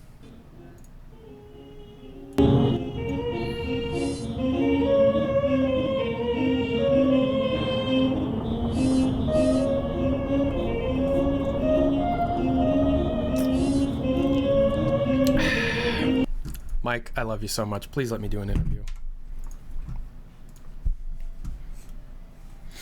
Okay. Early concept art for the Northern Star Hotel. Write an interactive piano concept piece.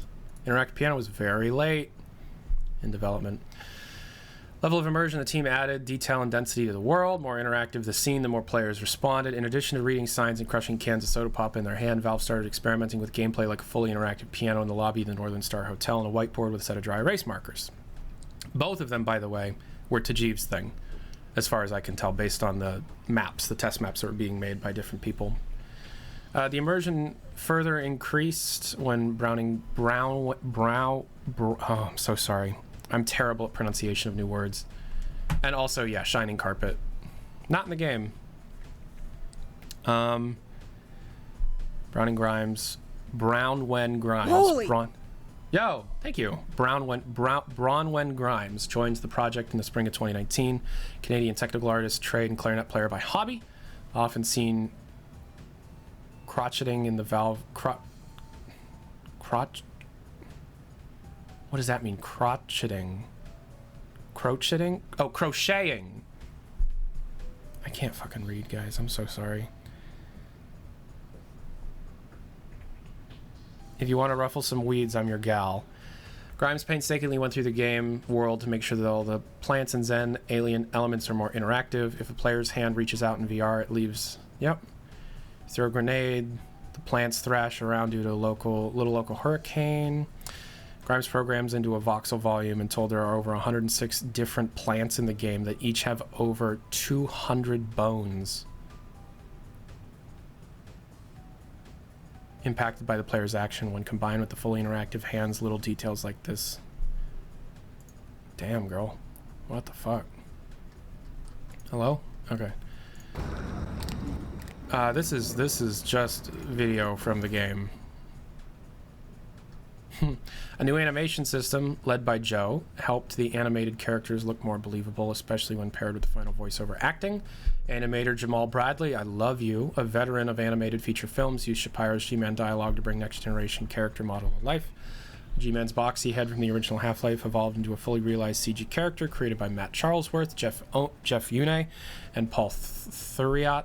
The team even purchased a blue suit for the G-Man from Nordstrom that was photo-scanned for realism and programmed with special wrinkle blend technology. Really?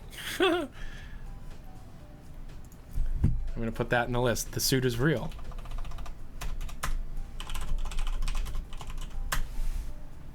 Okay, so currently we're on 36 things that I didn't already know. Half-Life started to look and feel like a next-generation game. As summer 2019 grew closer, the Alyx team could see the finish line in its sights. Yet one significant level of the game was still causing concern. Alyx's dramatic rescue of the G-Men from the vault in Combine's floating sky prison. Jamal posted Nice. that.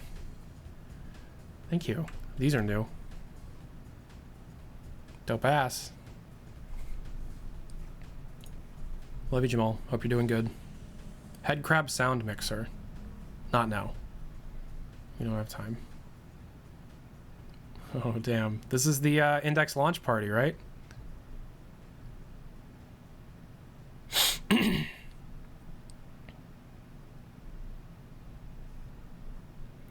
Far from its 18th floor office at Valve, Gabe Newell in his trademark sandals and black Ralph Lauren polo shirt.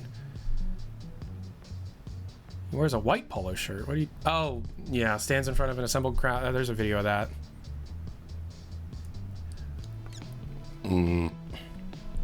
Yeah. Online chatter gains momentum when the lab mistakenly includes references to Shooter.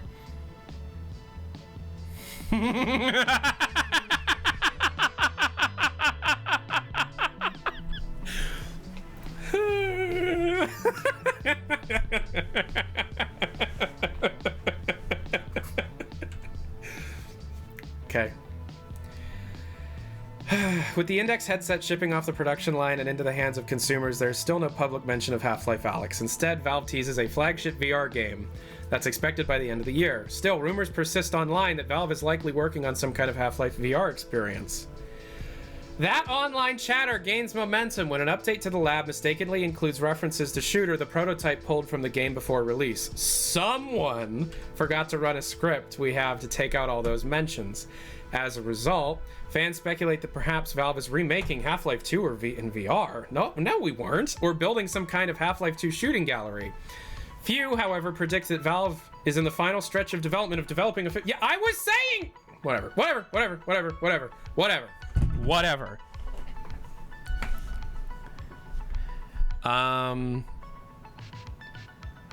So it's not just references to Shooter, it's the whole source code of Shooter. Few is not none. You're right. What over here? Oh, that's real close to finish right there. Yeah, okay.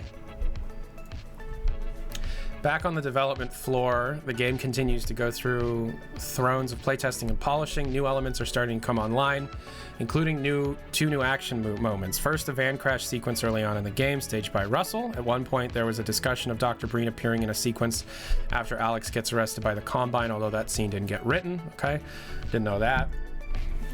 Breen in modern story following arrest.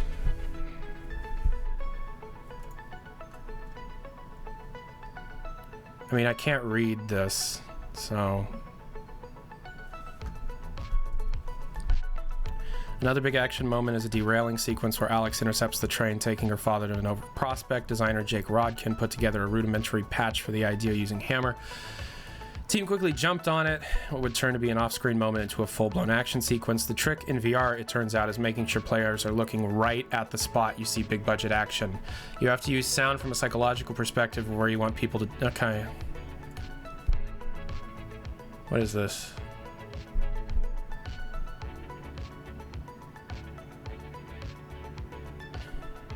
Oh, this is the first level. This is the laundry. This is that street that you see.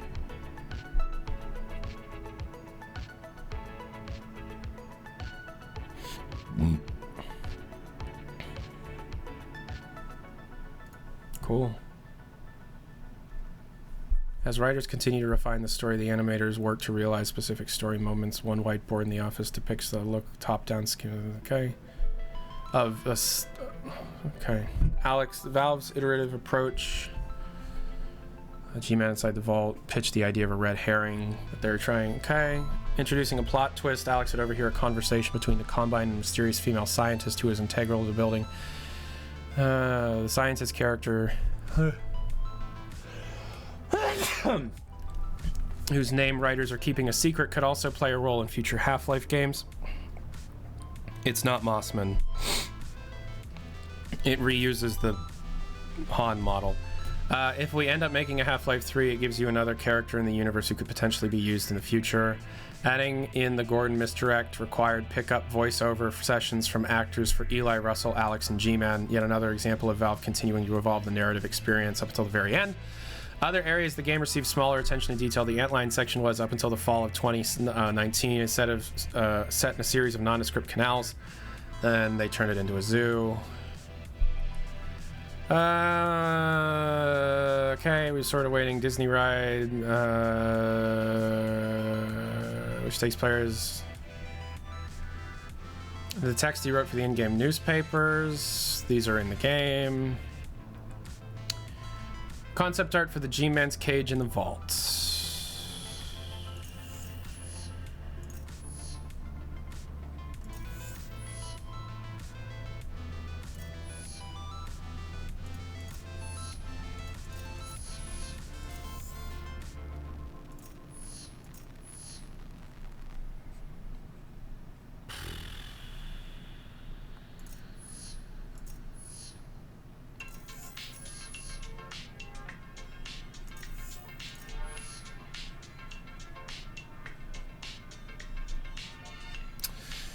Ugh, okay.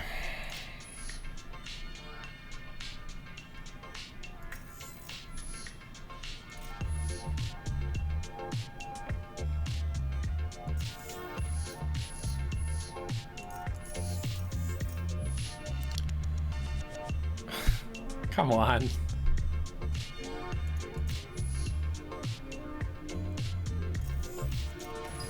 There you go. Okay. There's early cage, early... Oh, wow, that was worth it.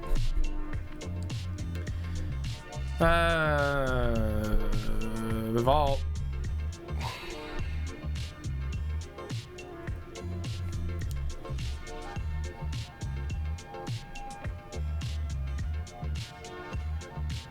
They would tune these dimensions back into harmony using a slider, eventually releasing Half-Life's legendary Man of Mystery.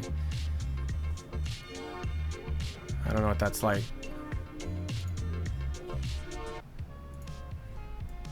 Realizing the conclusion was underwhelming, Casali came up with an ambitious yet potentially memorable surprise. Since the Vortigaunt's vortessence is used to power the vault, what if Alyx was able to tap into that force? The idea of the Combine accounted for a lot of things to design in the vault, but they didn't think about what would happen if you combine... Okay, yeah. Alongside this late edition, a number of puzzles in the early part of the vault were removed. In prior versions of the vault, players had to solve a series of mirror-matching puzzles in the apartment block, carefully placing props like breadsticks and ashtrays in the exact same position as its mirrored version in the room above their heads. The room and accessories stayed in the final game, but the matching sequences did not.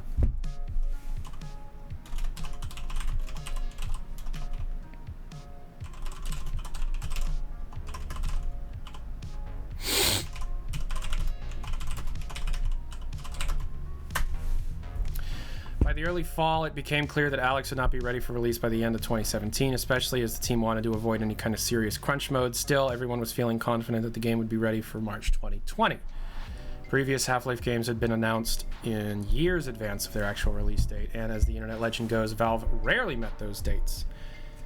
Expanding the time Valve uses when talking about everything, yeah, okay. Part of their motivation to avoid any public Valve time slippage. Another genuine factor, trepidation over the internet's response. Yup. I mean, we were talking our flagship franchise and making it VR only. We didn't know how it would go, and we didn't want to make it seem like we're using Half-Life to leverage our hardware. Oh, there's Casey! Yo, what's up, Casey? So yes, there was a lot of internal concern that we were going to give the internet the wrong Half-Life game.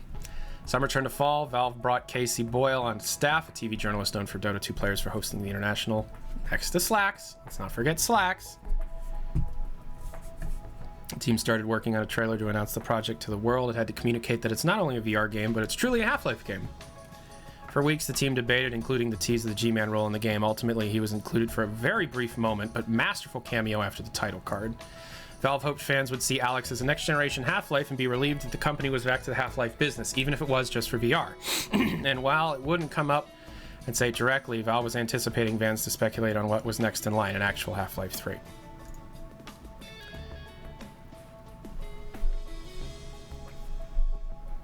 So these are all the shots. I'm with you every step of the way. Yep. And that's how the trailer appeared. I don't see anything that's not in the trailer. Dope. The trailer went through final edits, each shot carefully mapped out on a whiteboard in the office. No one fully confident on how fans would react, including Gabe Newell. I'm not watching the trailer again. Yeah. The game isn't announced with a link to the trailer. It's announced 2 days prior on Twitter, and then the trailer dropped on that Thursday. With near universal praise for the trailer, the team was relieved. Yep, I guess we sort of underestimated everyone's appetite for single-player stuff from Valve and more had Half-Life, Deadpan's Coomer. Alright, is this the last chapter? Yep. I will see you up ahead. Here's everybody on a call. Ready to ship HLA.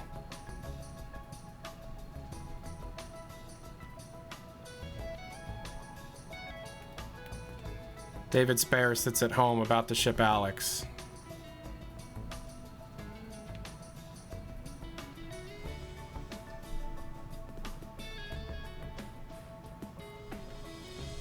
Okay.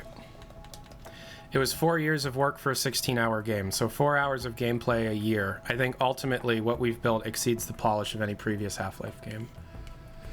Press reviews that scored Alyx higher than any previous Half-Life game.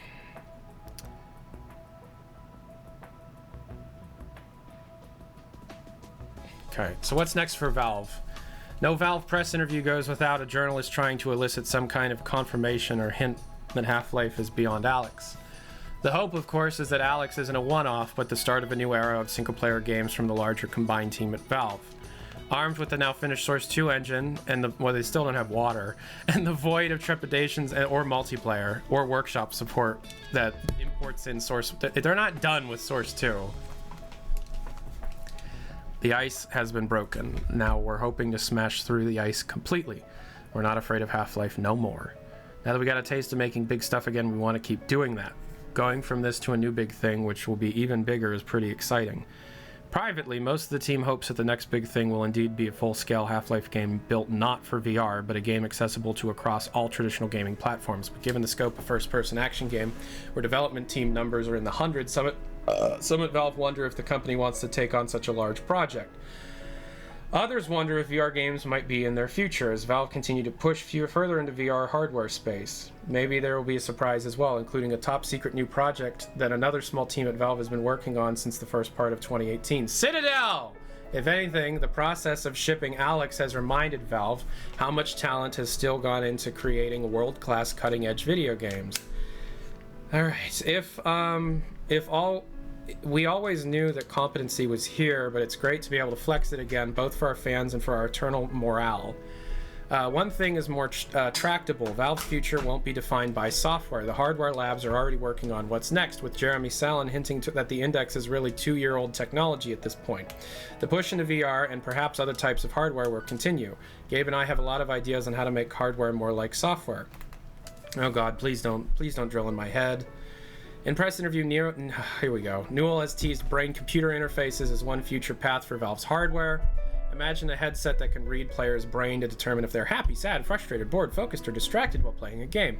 Like Nintendo, Valve sees its future as not only a software developer, but as a tightly integrated creative studio that uses hardware, software, and imagination to impact the broader entertainment landscape. It sees a new era of Valve upon us. I don't know what that word means, a finished Source 2. It's not finished! Valve can, however, be unpredictable, and there's no guarantee it won't once again burn years of work until it finds and ships its next noteworthy product. None of this is lost on Jay Benson, with now a 5-year-old daughter and a 2-year-old son at wife-at-home Jenny. A few weeks ago, he called up Half-Life Alyx trailer on his home computer. Benson's daughter came rushing over to the screen. "It's Daddy's game," she said excitingly, pointing at the finger at the screen. Benson's memory of playing Half-Life. Yep. I think we're done.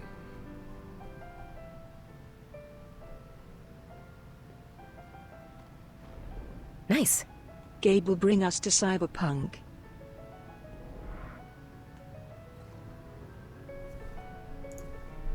Cool.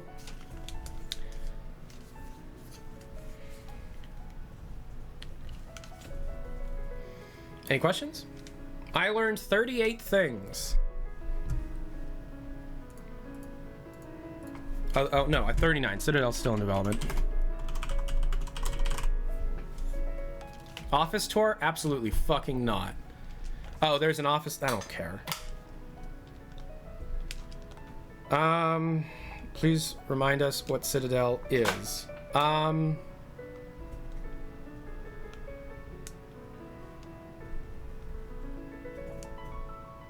Check DMs. It's time to learn a lot more.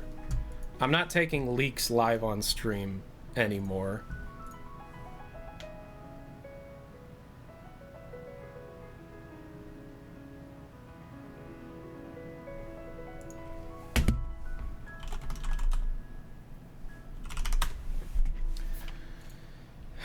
What?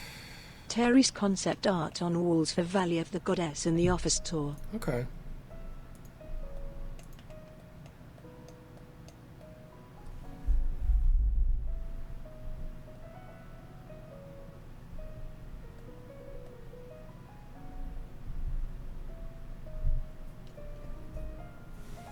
Oh, yeah, don't restream me to YouTube, please. I didn't know that was going on.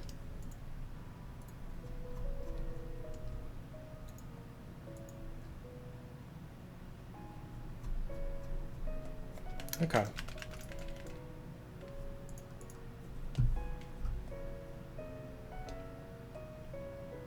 That's against TOS at Twitch. I'll get banned. Okay, so...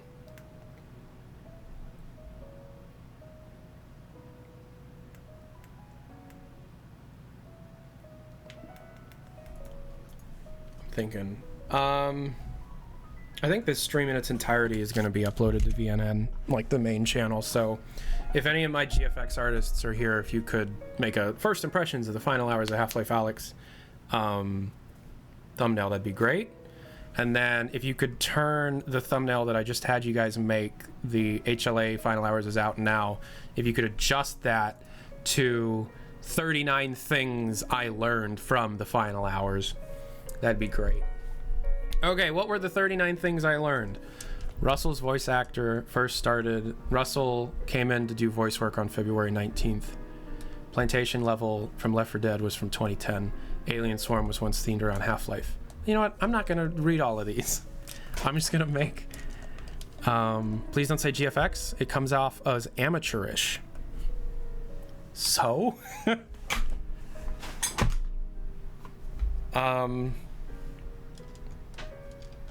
yeah, okay, so this has been fun. I have a lot of work to do. And now after reading the final hours, I realize that I have a fuck ton of work to do, which is good, I think. Because he didn't talk about any of the stuff that I know about that I found through data mines and stuff. T-shirt is the Mojave Express Nuclear Postal Service. Also, if you could support the channel, like I said, self-employment tax went up significantly, and fucking rip me a new asshole in terms of how much I owe. So, exclamation point donate in the chat would really help me out. Support the Patreon would really help me out. Thank you very much. I love you. Hope you're good. Talk to you later. I got a lot of work to do. Peace and hair grease. Bye-bye.